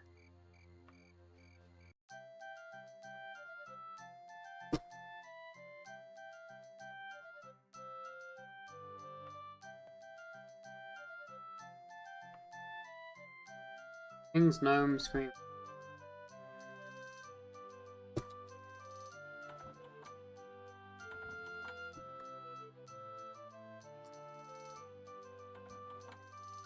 You, Hilla Fenriksen. Shh. I prefer that nobody sees me talking with you. We are in the middle of nowhere, in a random inn. Not a soul in the world has ever been here before. Come to our attention that the Underking is wrongly accused of conducting Uthalim. Will you judge? Check into the fortress of Bozium. I'll mark it on your map. Who am I? Just a loyal servant. Now move away before anyone gets suspicious. Go on Strand. Fortress of Bozium. Okay, we're gonna go to Bozium. So let's... Our bedroom?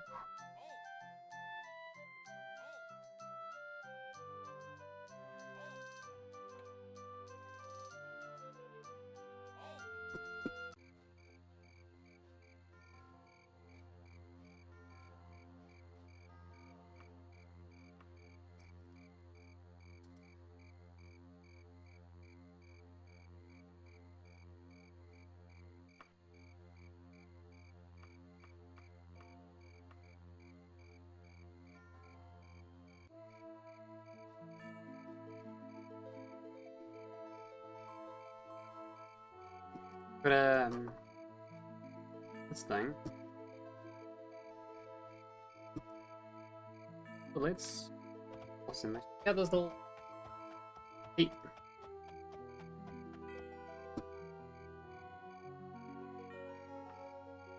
Because, okay, that's Sentinel.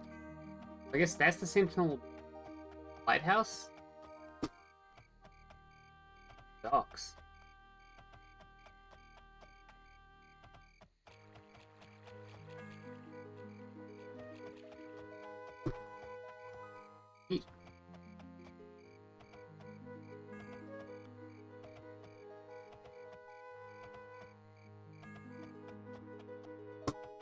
Red.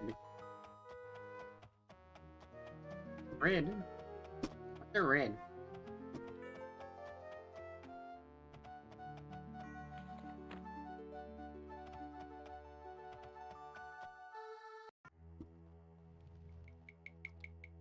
Save as 41.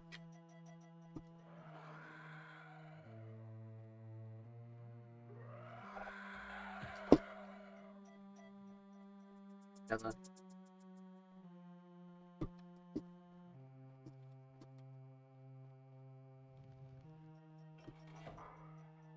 What I'm looking for here.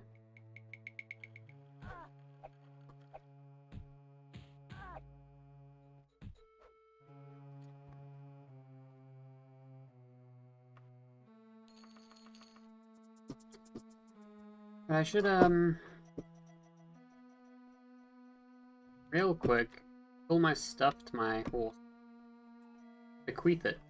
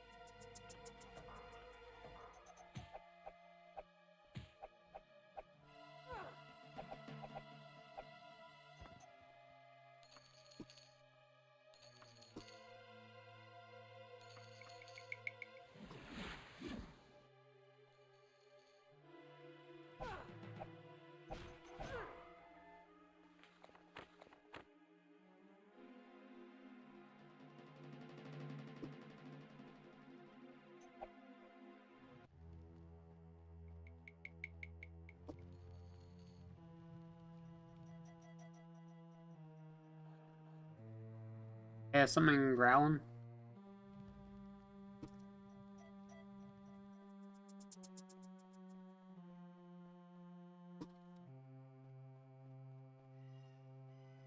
I'll be. No joke. What is it? No joke.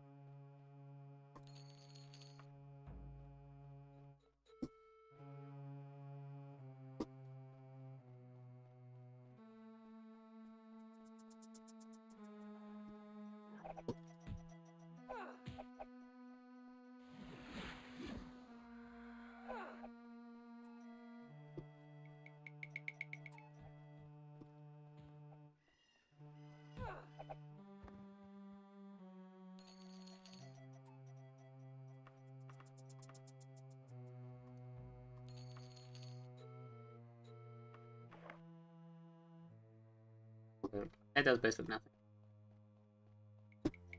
I get like 5 pixels of it showing.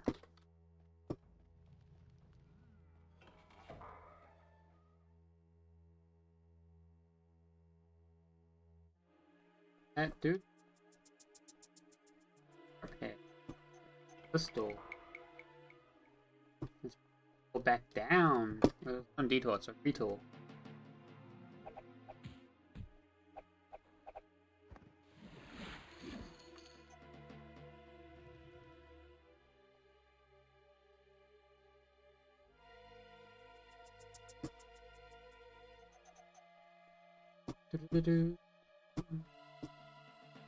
Man, really ratcheting up for no reason.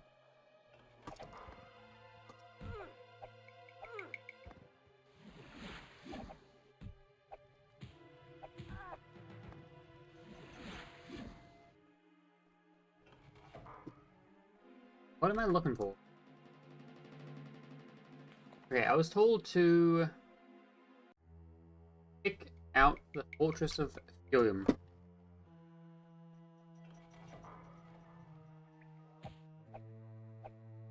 Yep, this is definitely a place.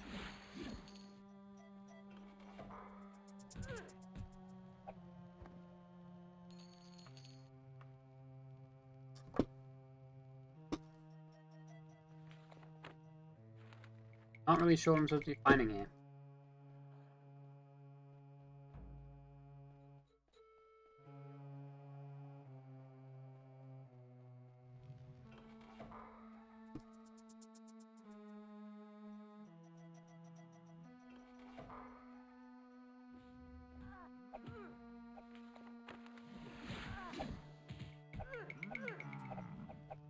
Them.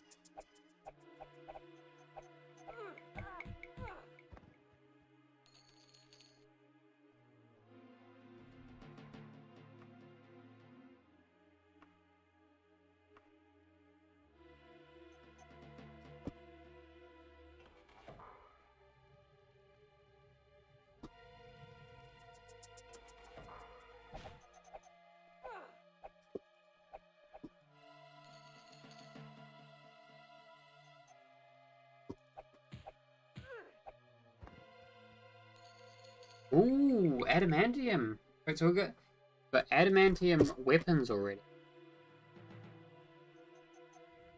But we don't have mithril armor yet. Can you believe it?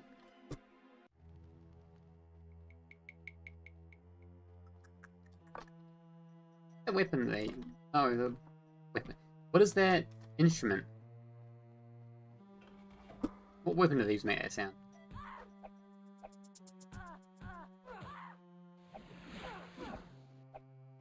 Come on! Kill her!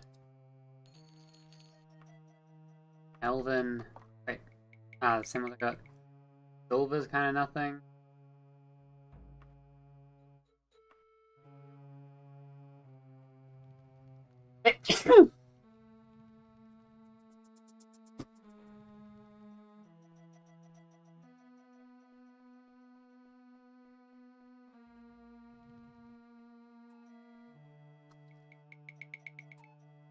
Damn! Back at it.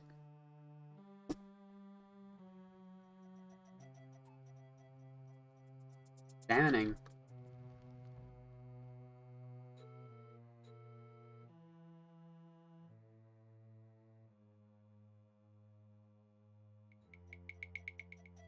Alright, let's go this way.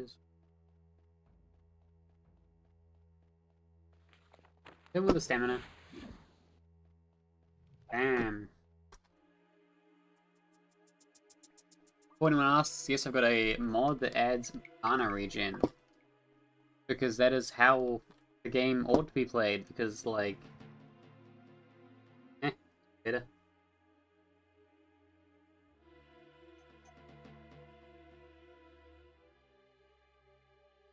Dang. Okay.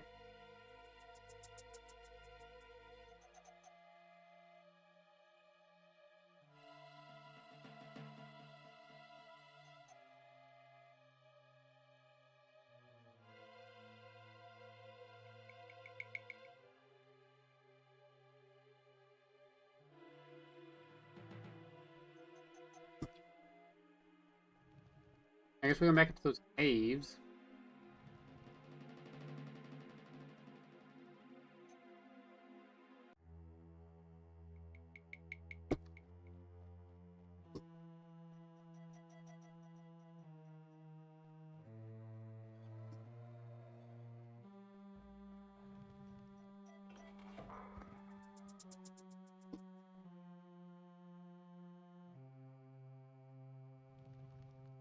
Caves are so awkward to navigate because the map's just not as...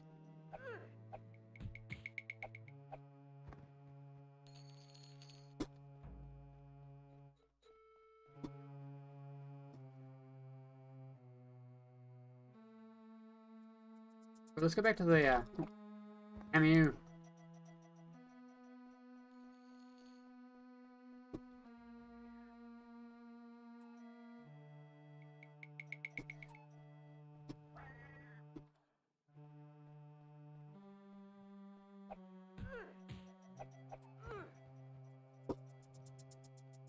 That no.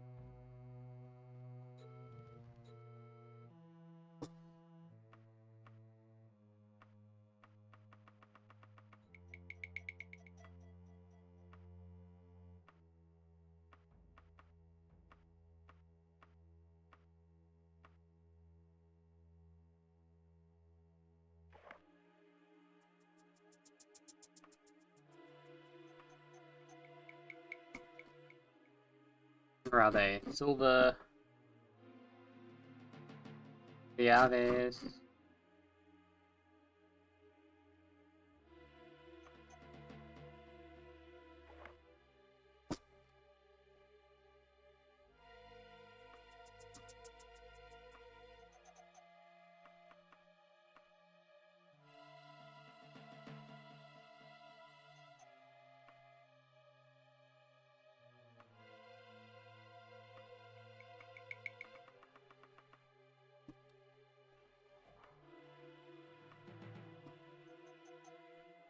And look at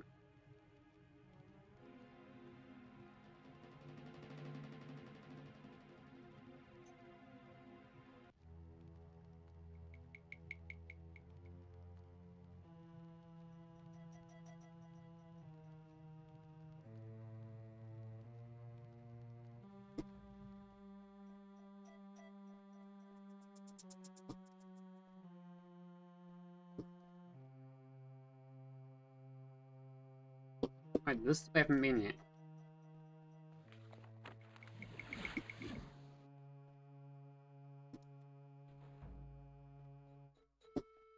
Sound from I should listen.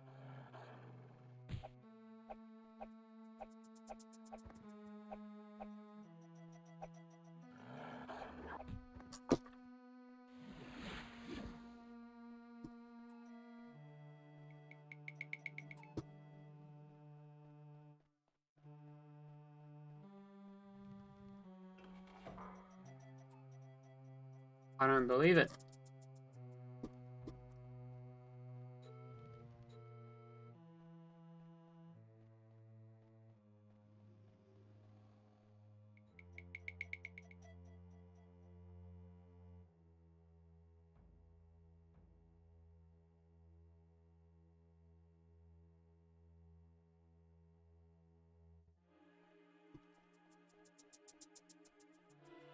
Hmm.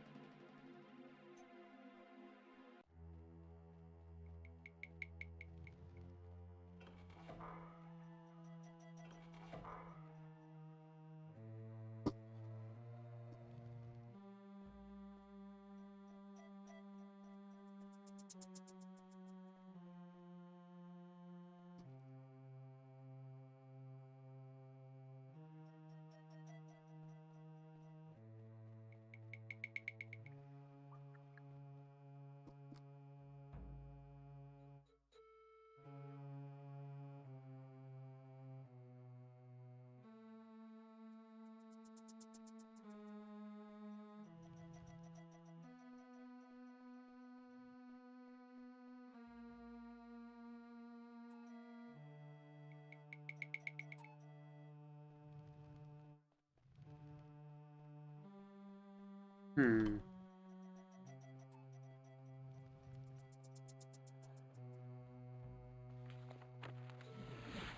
I can definitely hear creatures. I should go this way.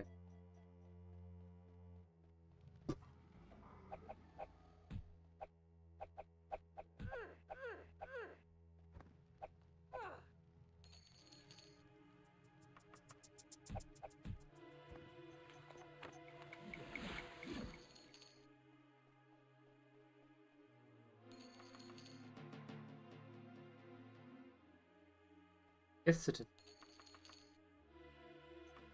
Death certificate.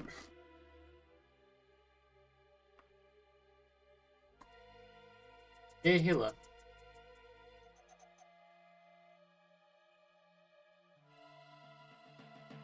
For 2 days I was sealed within the crypt without food. Not know whether hunger or poor health or what hear this dank hole. I will soon. Not even my bones were. Hope is that in the years to come, this letter will be read and the sad story of Luculum. I am 15 years old at the time of this writing, and have been plagued with bad health.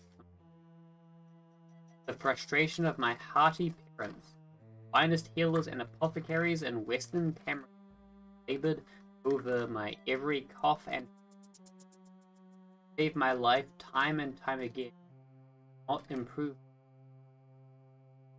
In retrospect, I received little protection. Embarrassed as they were about begetting such a cripple as the heir of the king. I cannot say I missed them. I received much attention from the doctors constantly at court. Certainly I was not to the sort of warrior that King Cameron was. But one of my dearest friends, a priest of Stenda, yo, rip Stenda, let's go! Woo! Hoorah! We love Stenda. I'm a Stenda, right? Stendarian, would. Said that I might be the first scholar king in the history of Sentinel. My younger sister, Obki, was the true favorite of my parents, athletic, beautiful, and charming. Hard to think of an uncomplimentary word for her. I am resigned to my imminent, and yet I would like to see her once again. 6 years, Obki and I were the only children of Sentinel. 8 years ago, the Queen had a boy child and named him Breckworth, after the ancient Redguard word, strong king. You speak that tongue any longer, but all the scholars and nobles of Hammerfell understand. Breckworth is a strong boy, and I have never so much as seen the Queen's next child, born only a year after, had an even more ominous birth name, Lotoon. Second boy. Oh no. I might have read into these nominations. Lotoon and Grecklith are common enough names in our family, a reason. Now I know that even then I was disappointed. Had I only the strength of a more powerful body like that. I did not study magic, I studied history. I leave this letter not to revenge myself, but as an historic document. Damn! That's rough, buddy.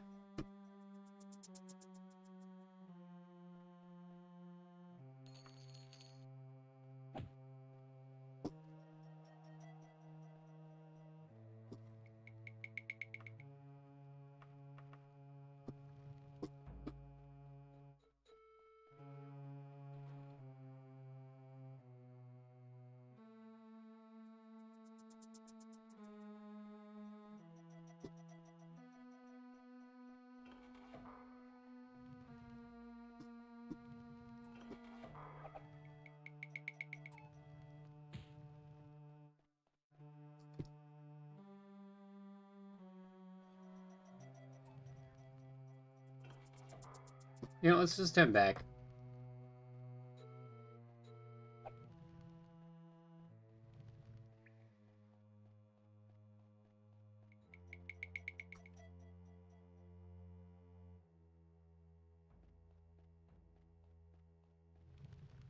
Oh.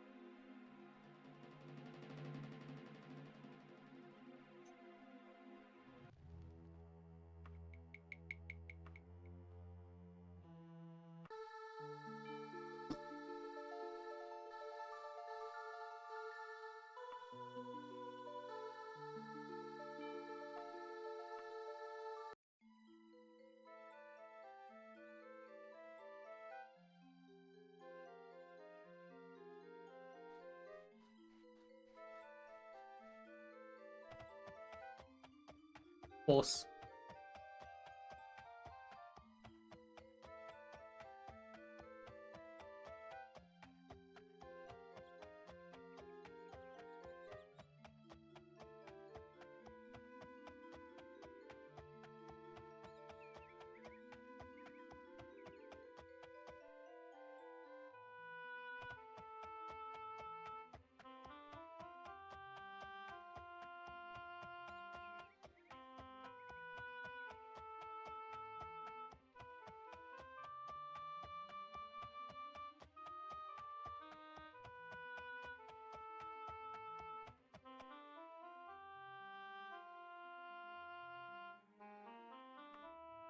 paper?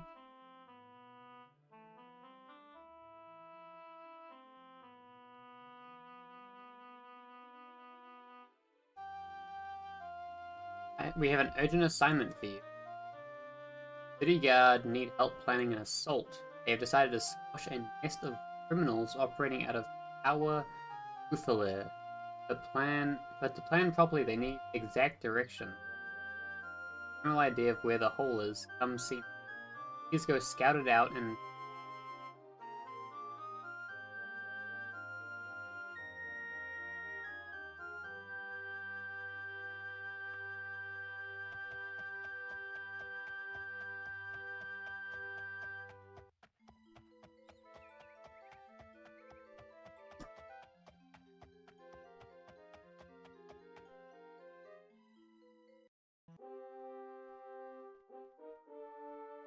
Boy, what I feared most. Poor Blue. I promised. Here's what I've heard about Lysandus. I don't know how much of this. I trust you. Lysandus was in love with his counsel, a nobleman named Mediterranean. During the war with us, his queen found out. They say that while her husband was gone, Queen Menacera banished Medora from the court. My sister Obki, queen now, part of the treaty to ensure Menacera still resides at Castle Dowager. I don't know where Medora went, but I know she has an enormous castle somewhere on the Isle of Belfiera. But I also heard that there is some kind of curse on her, and she can. I don't know how, if that helps you. That's all I know. Again, thank you for just knowing what happened with my heart somewhere. Cloth amulet is a token of my. I should go find out what that does.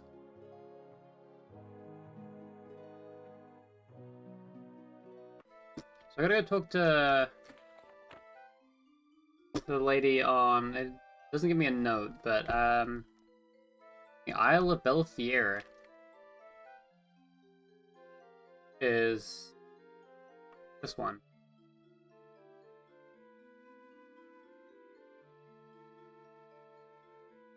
I think it says Durrani Tower on the Isle of Belfiera. It's a 7-day journey, which isn't that bad.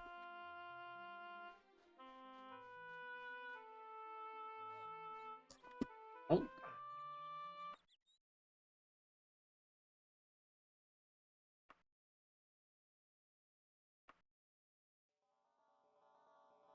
Damn. I had 27 days prison. Heresy.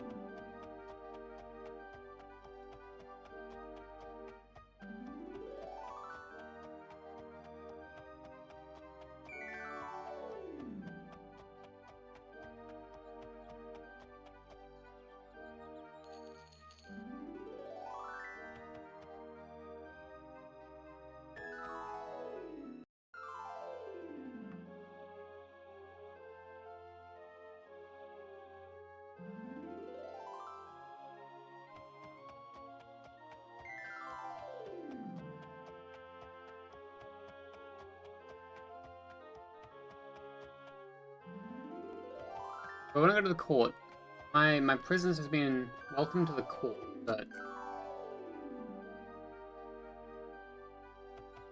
you know, I don't trust the court.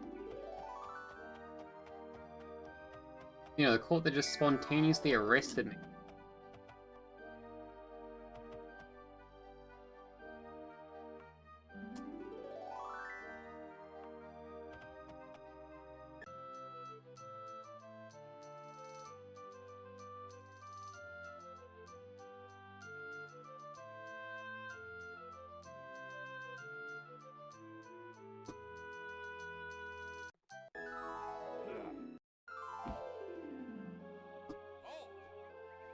What's going on?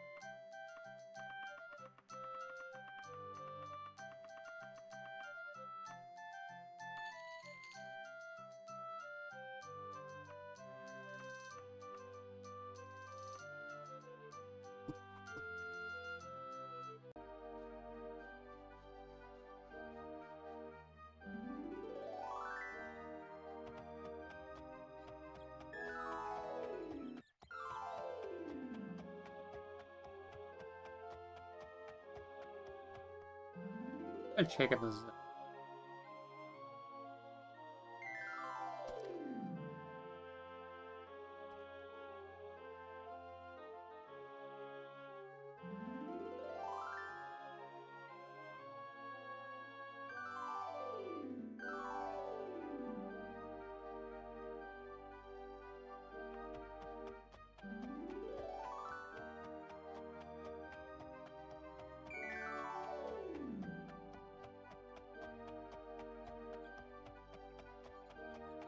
No, actually, at this point, let's load this save and let's just not go to jail.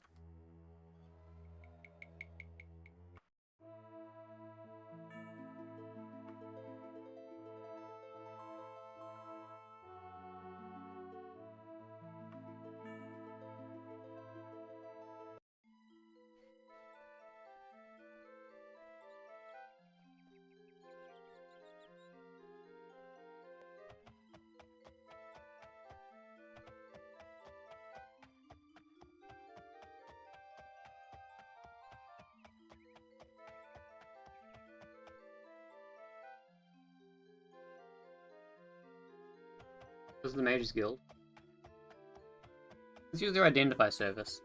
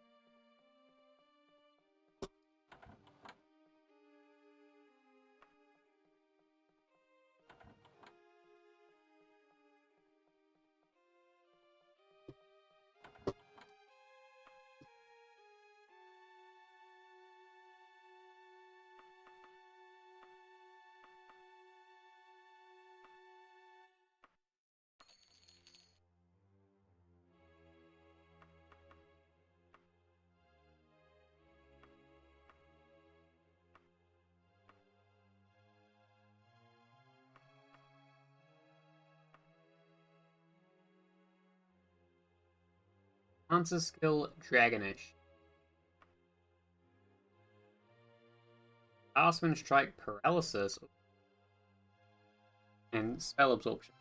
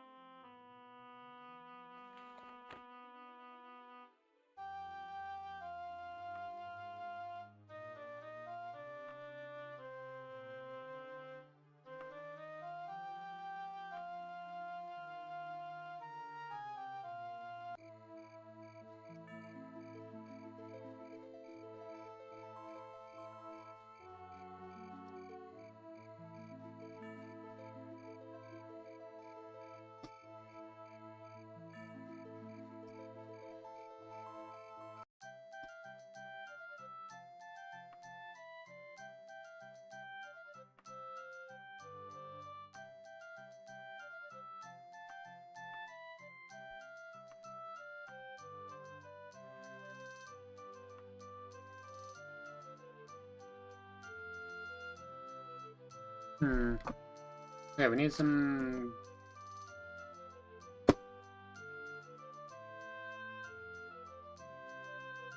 Oh.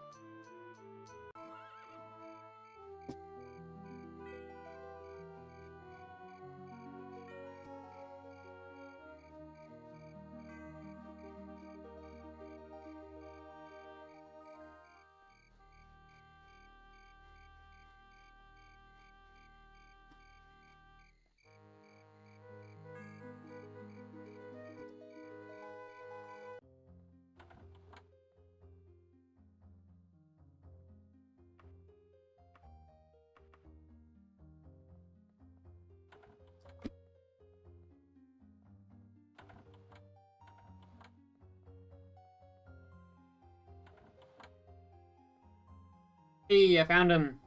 Actually, quite easy.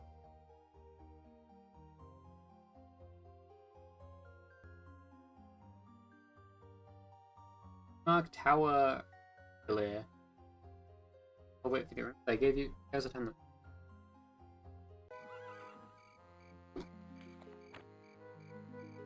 Tower... Roof... Tower.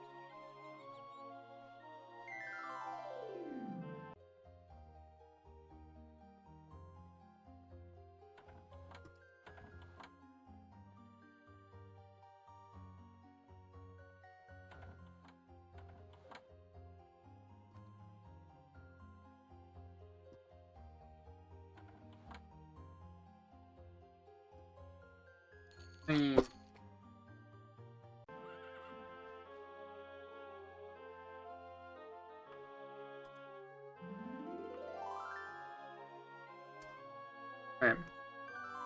Let's go to...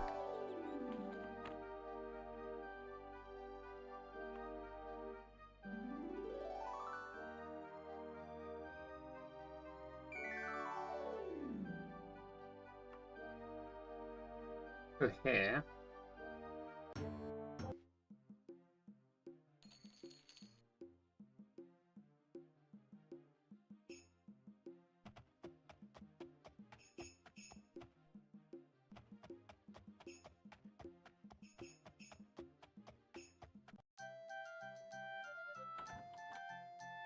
Banking.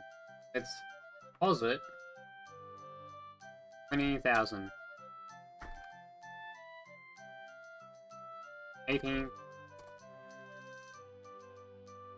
Oh, wait. I was looking at the wrong number. Okay, I've got 35,000 in my Sentinel bank account.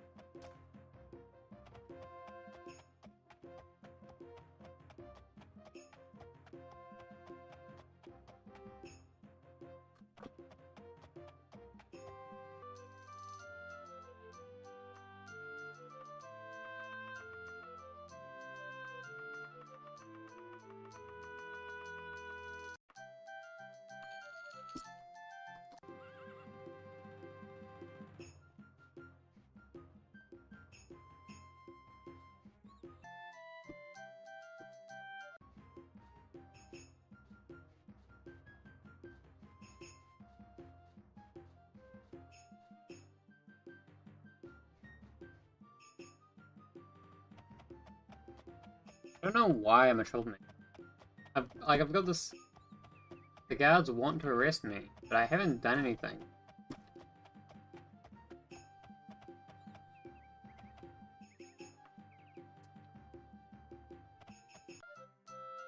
Okay, let's have a look in the place. I need better armor. All I want.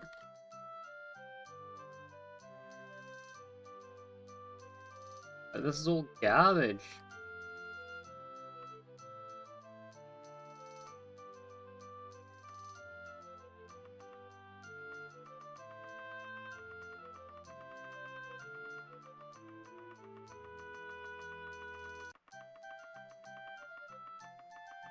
Damn, I just gotta sell stuff.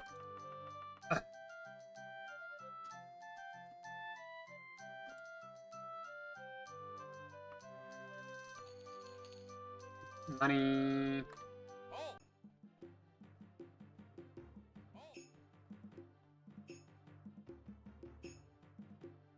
Guard jumps here, I guess.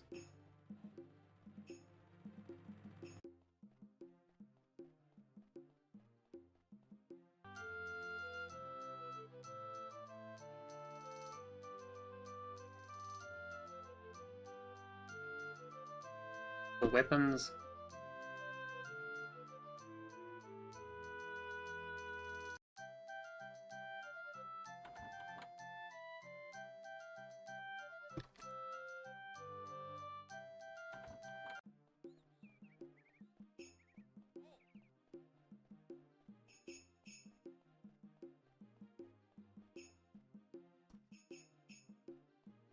Damn it.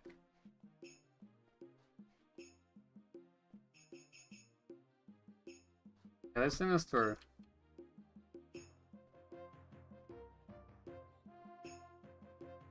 These guys want to mess with me.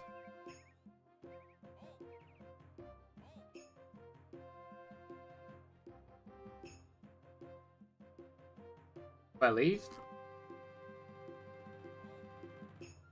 So, by what avenue?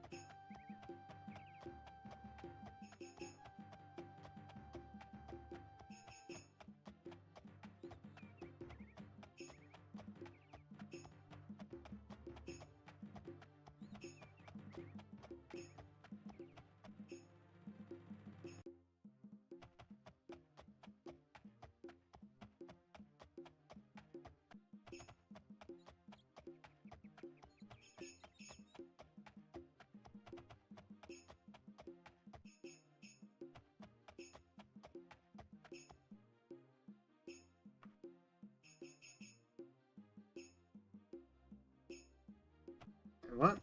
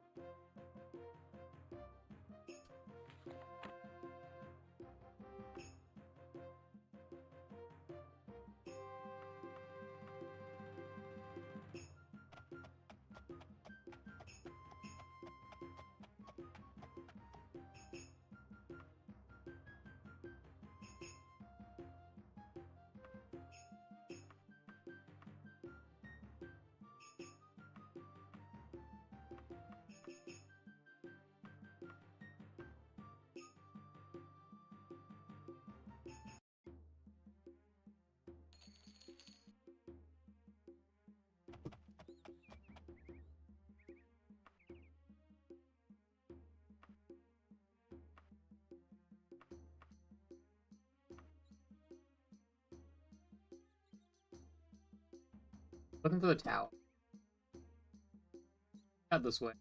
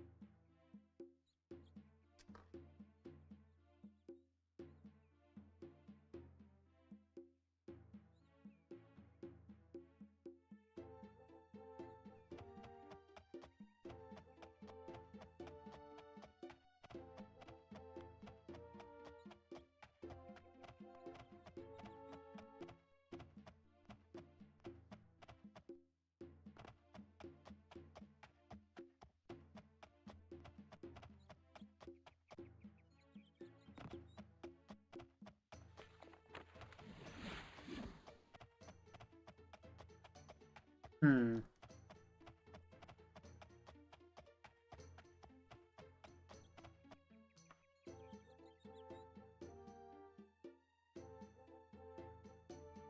Okay, let's load this save.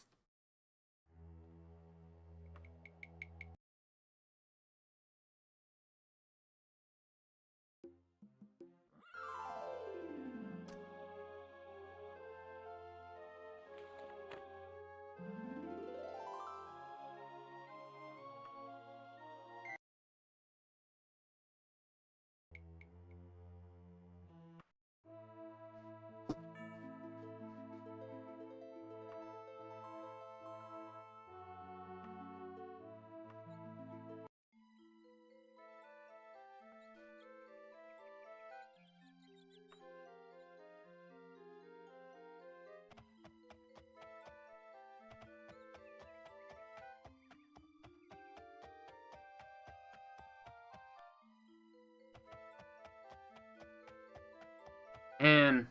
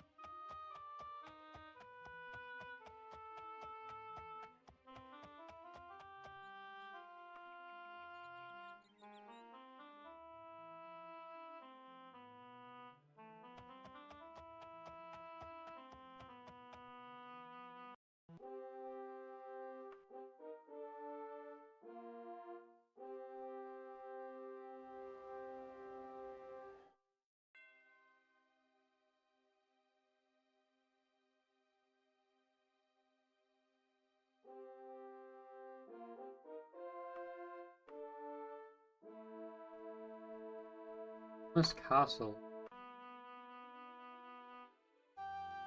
Isle of Belfier.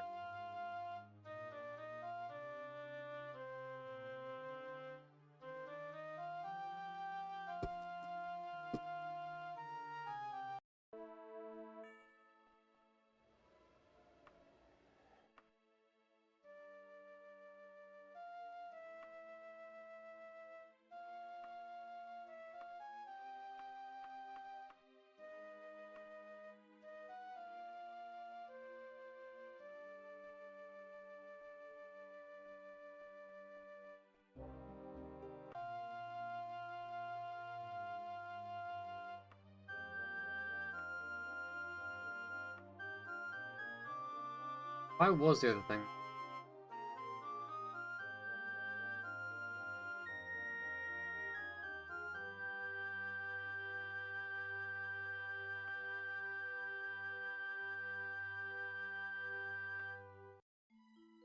Ah.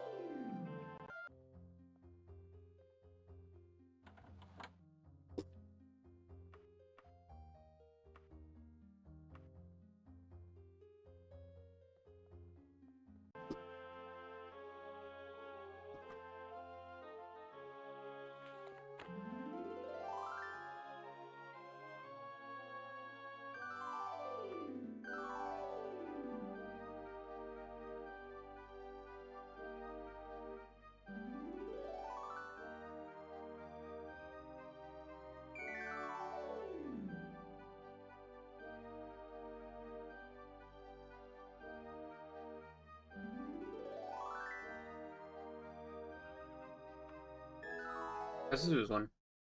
I don't know what's going on. I'm very confused.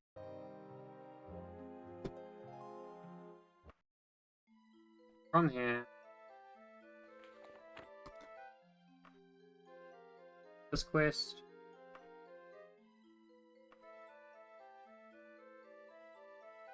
Recklessly.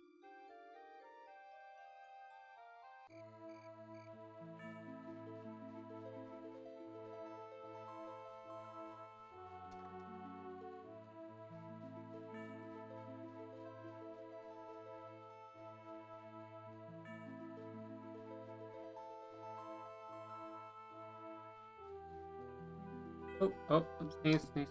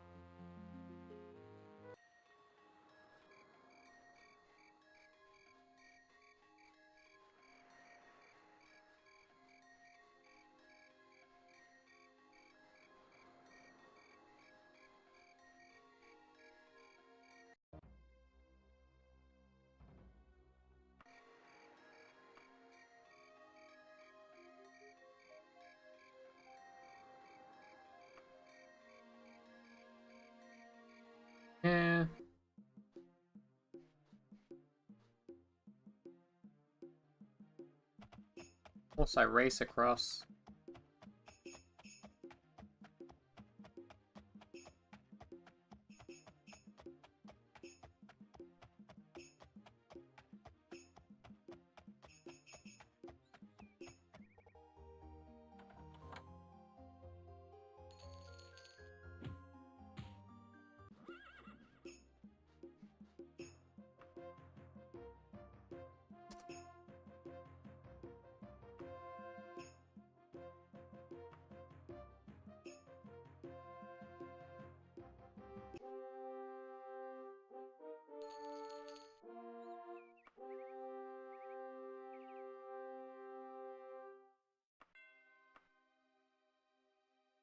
Racer.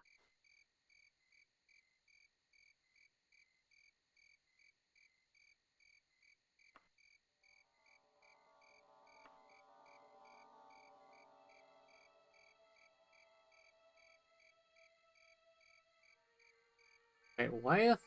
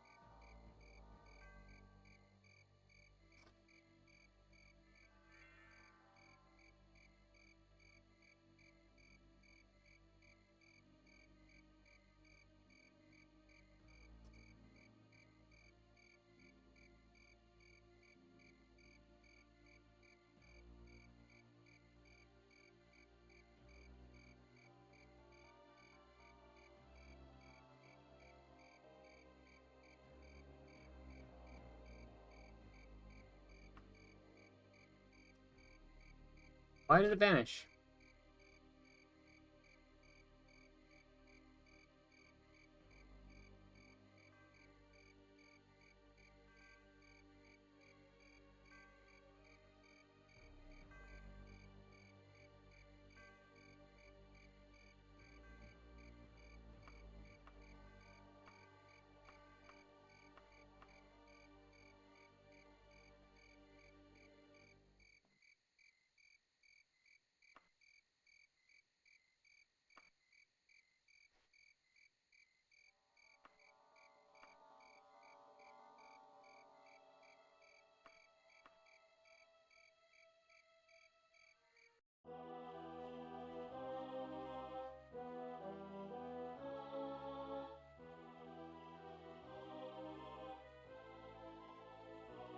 Ooh, half-price shop.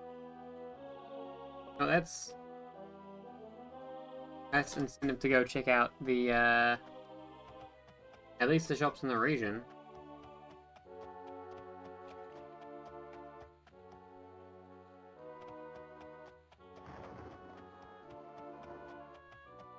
Both general stores.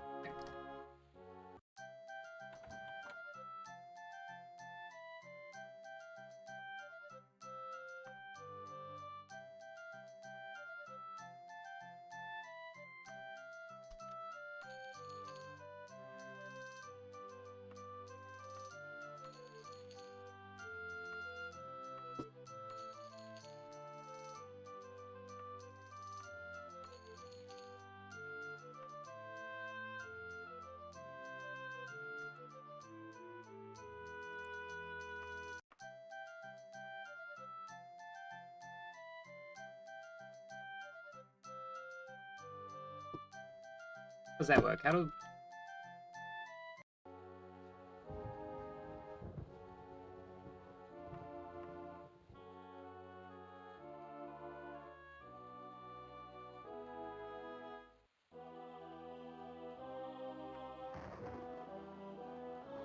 Damn, lag.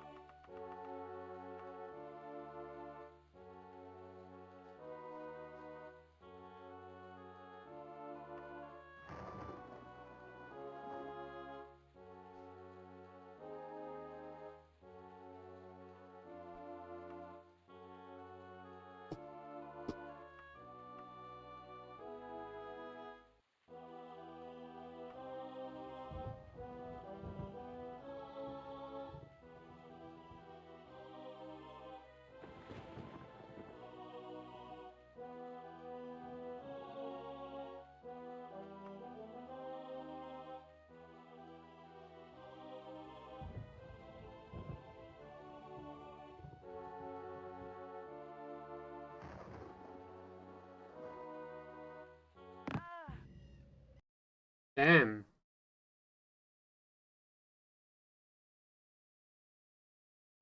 Okay, you know what? This sucks.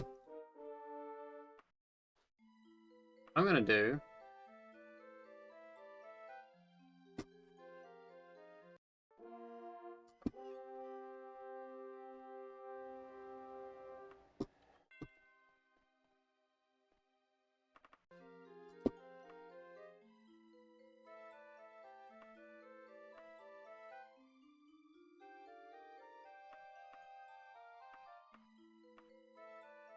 Let's just beeline it there.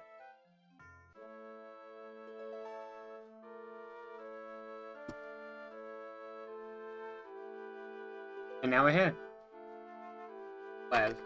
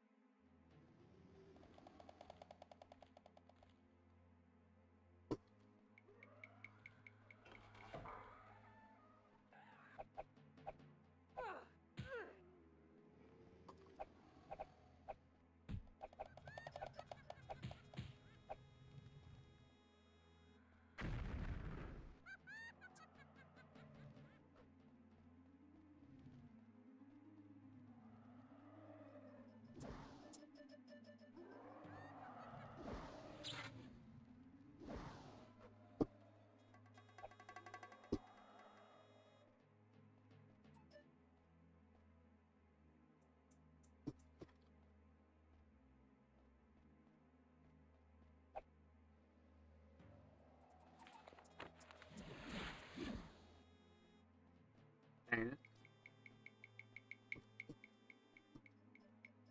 Oh, look.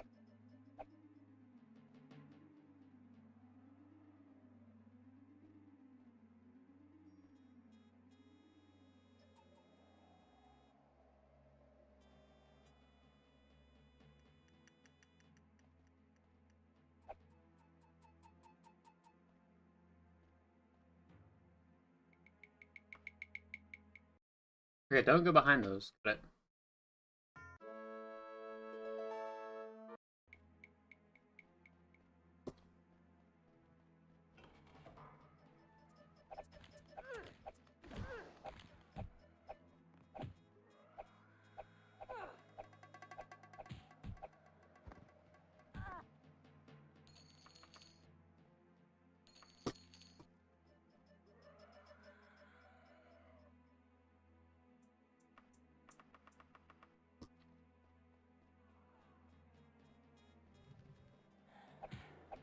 For you. Oh, vampires. Oh no.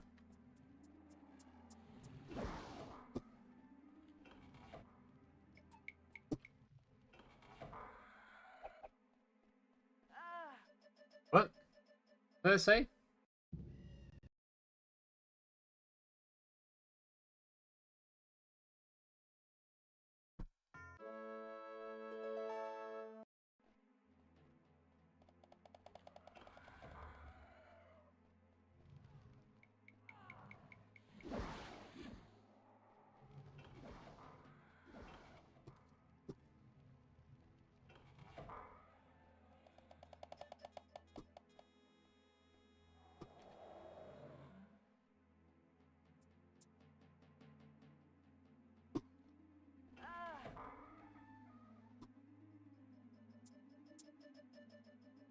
Oh. Of stamina?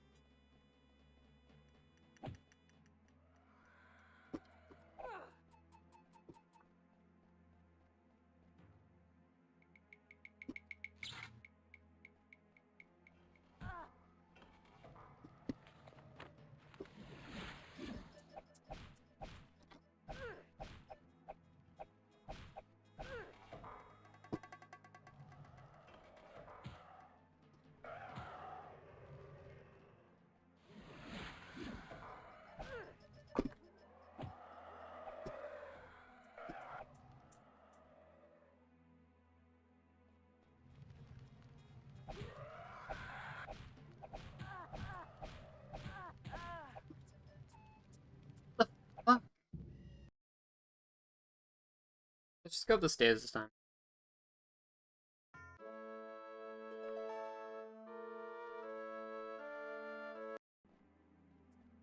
I don't have a good anti-ghost defense.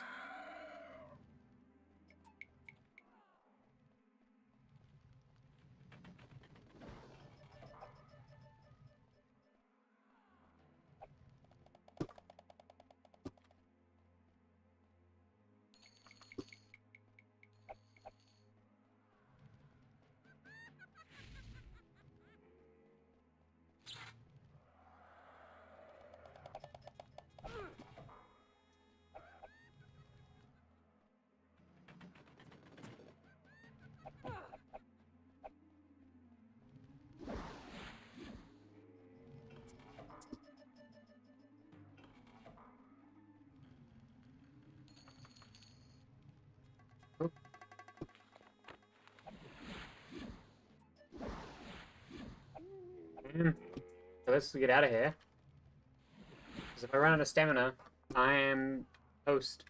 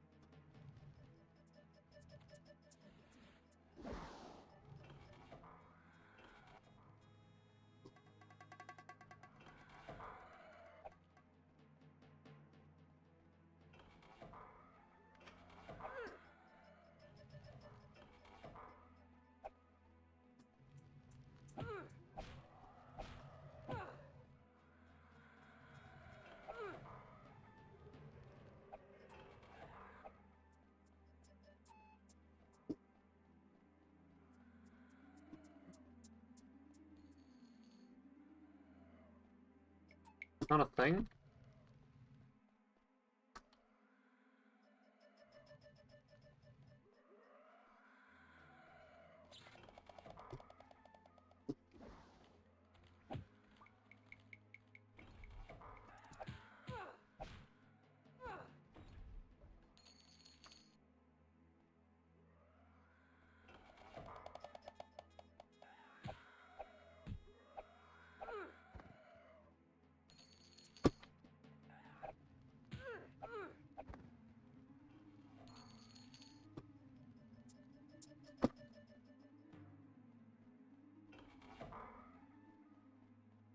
Ghosts.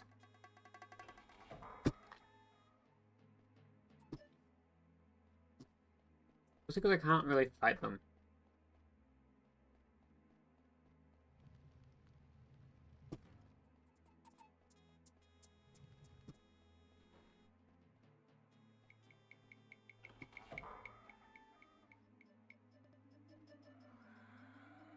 Say real quick as for tip.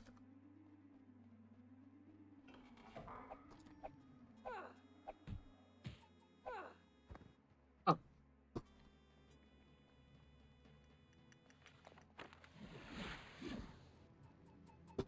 Okay, actually, for now, I'm just gonna fight the ghost.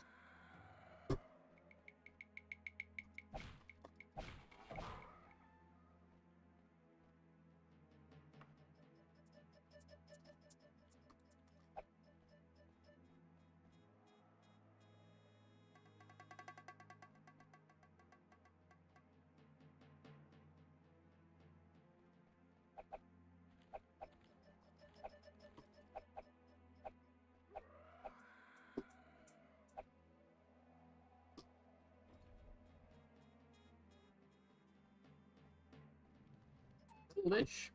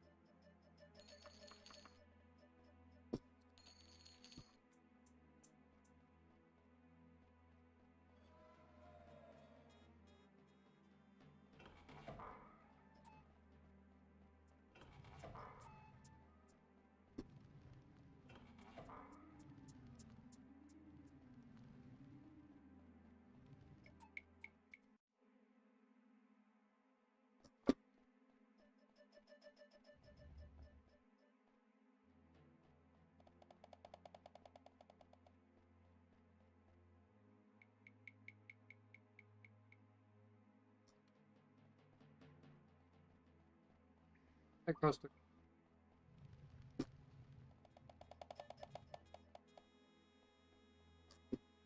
I gotta find a different way.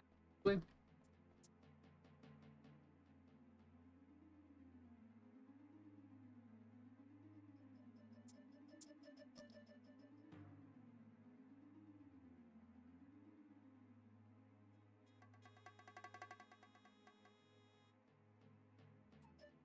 That's the way.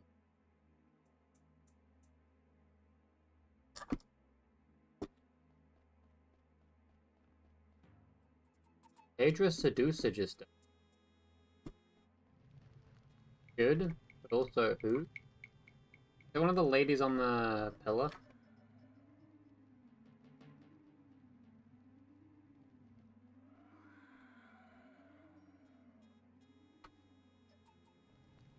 This is the result of that result.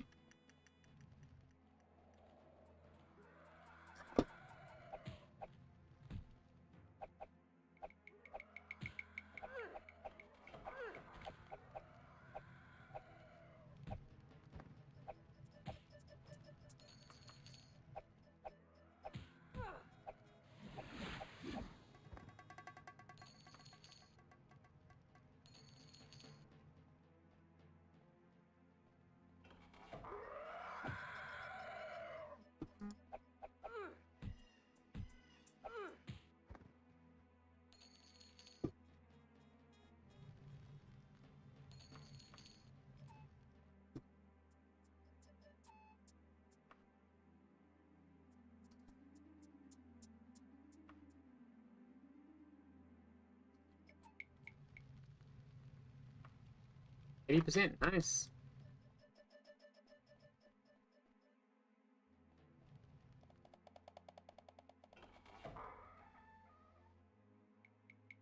Now what?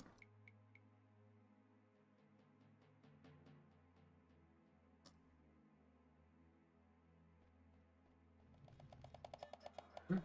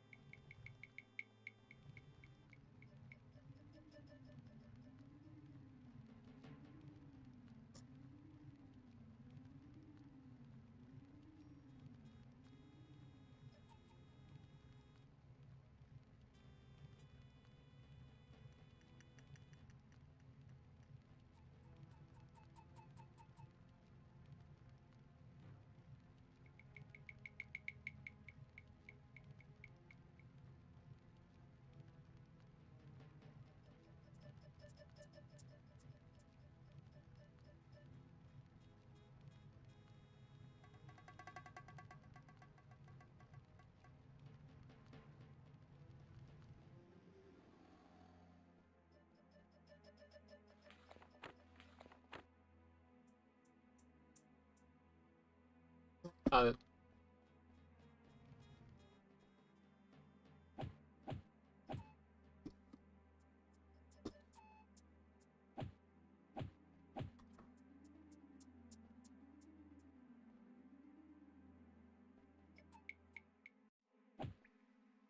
huh?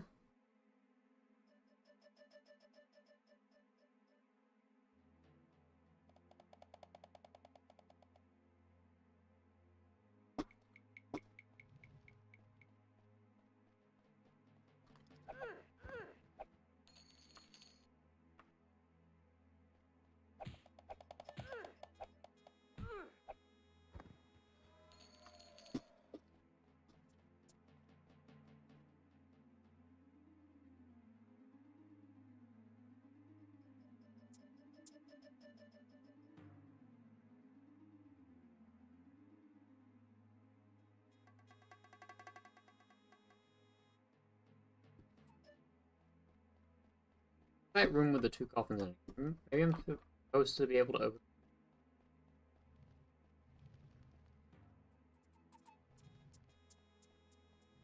Otherwise, we'll try the teleport.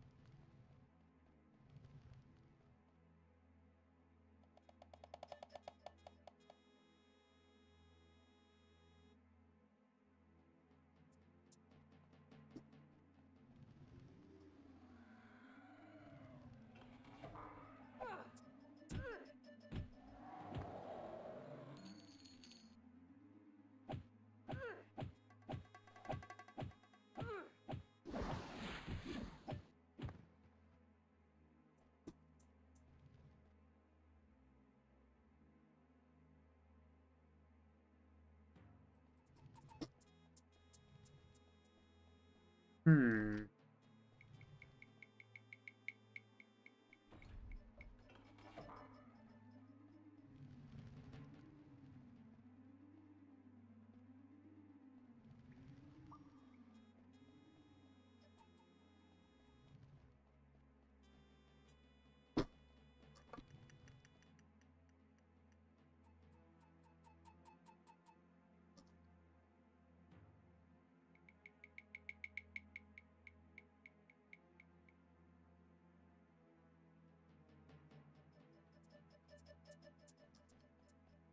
Hmm.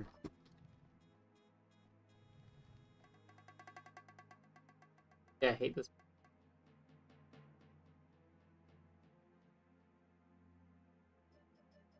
Right.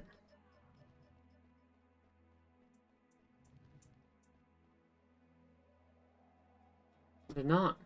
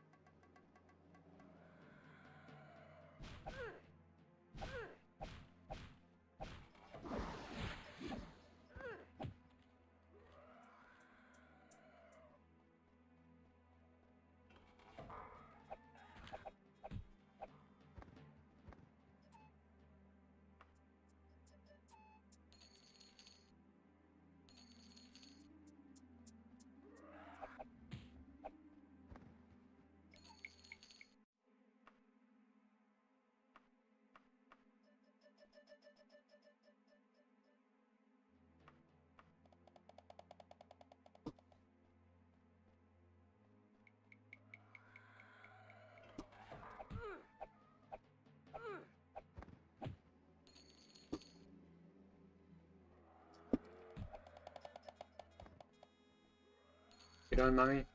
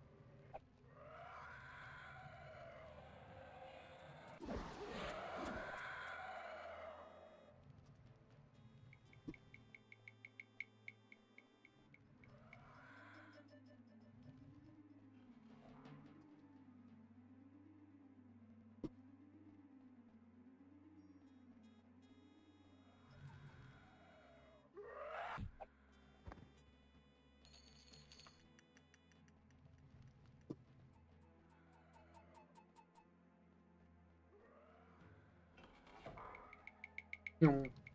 No.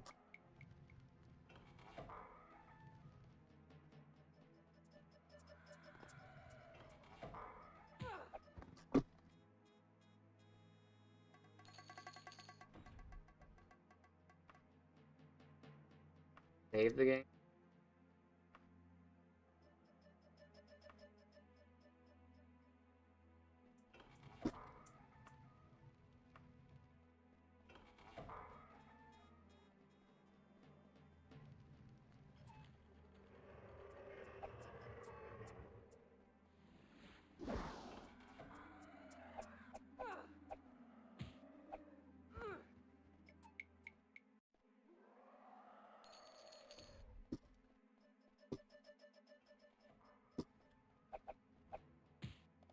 Take these ghosts.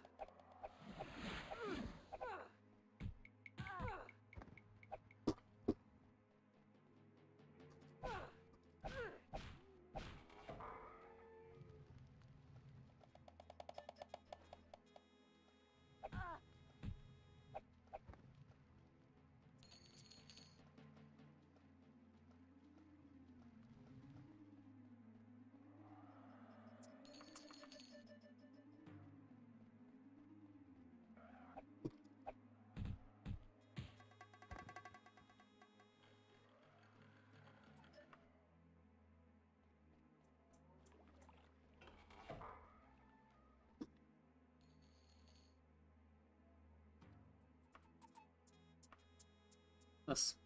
I'm pretty sure I can do it. I'm pretty sure I can do it.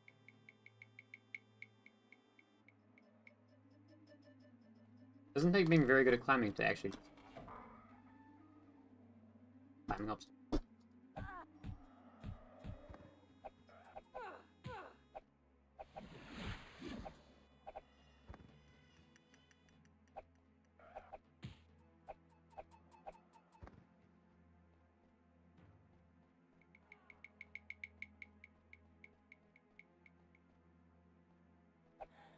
Vampire.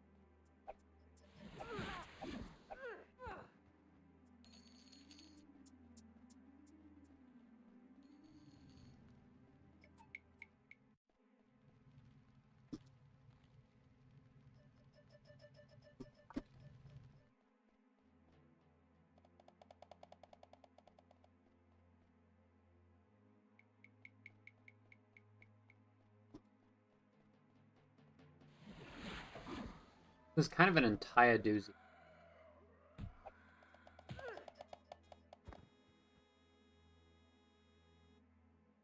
Okay.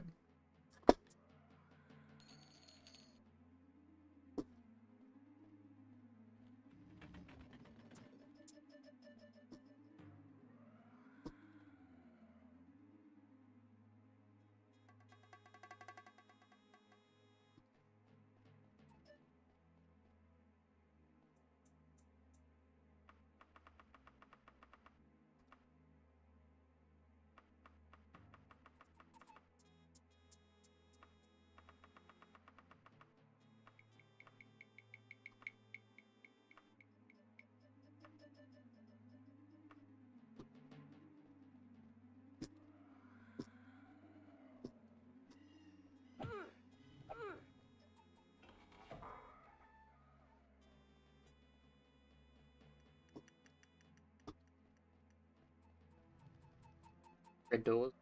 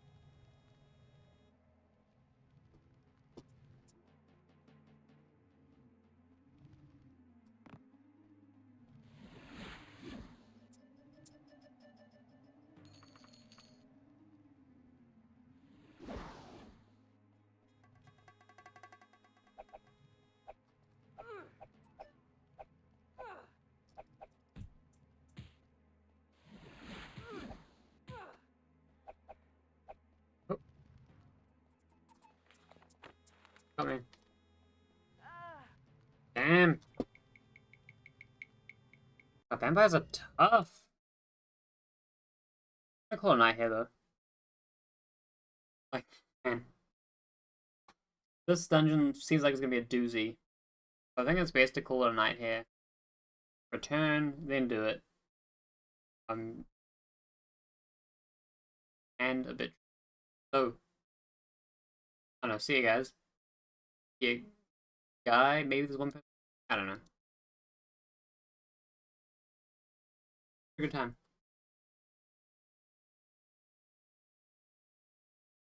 Long day at work. Not that long a day. But I've just been kind of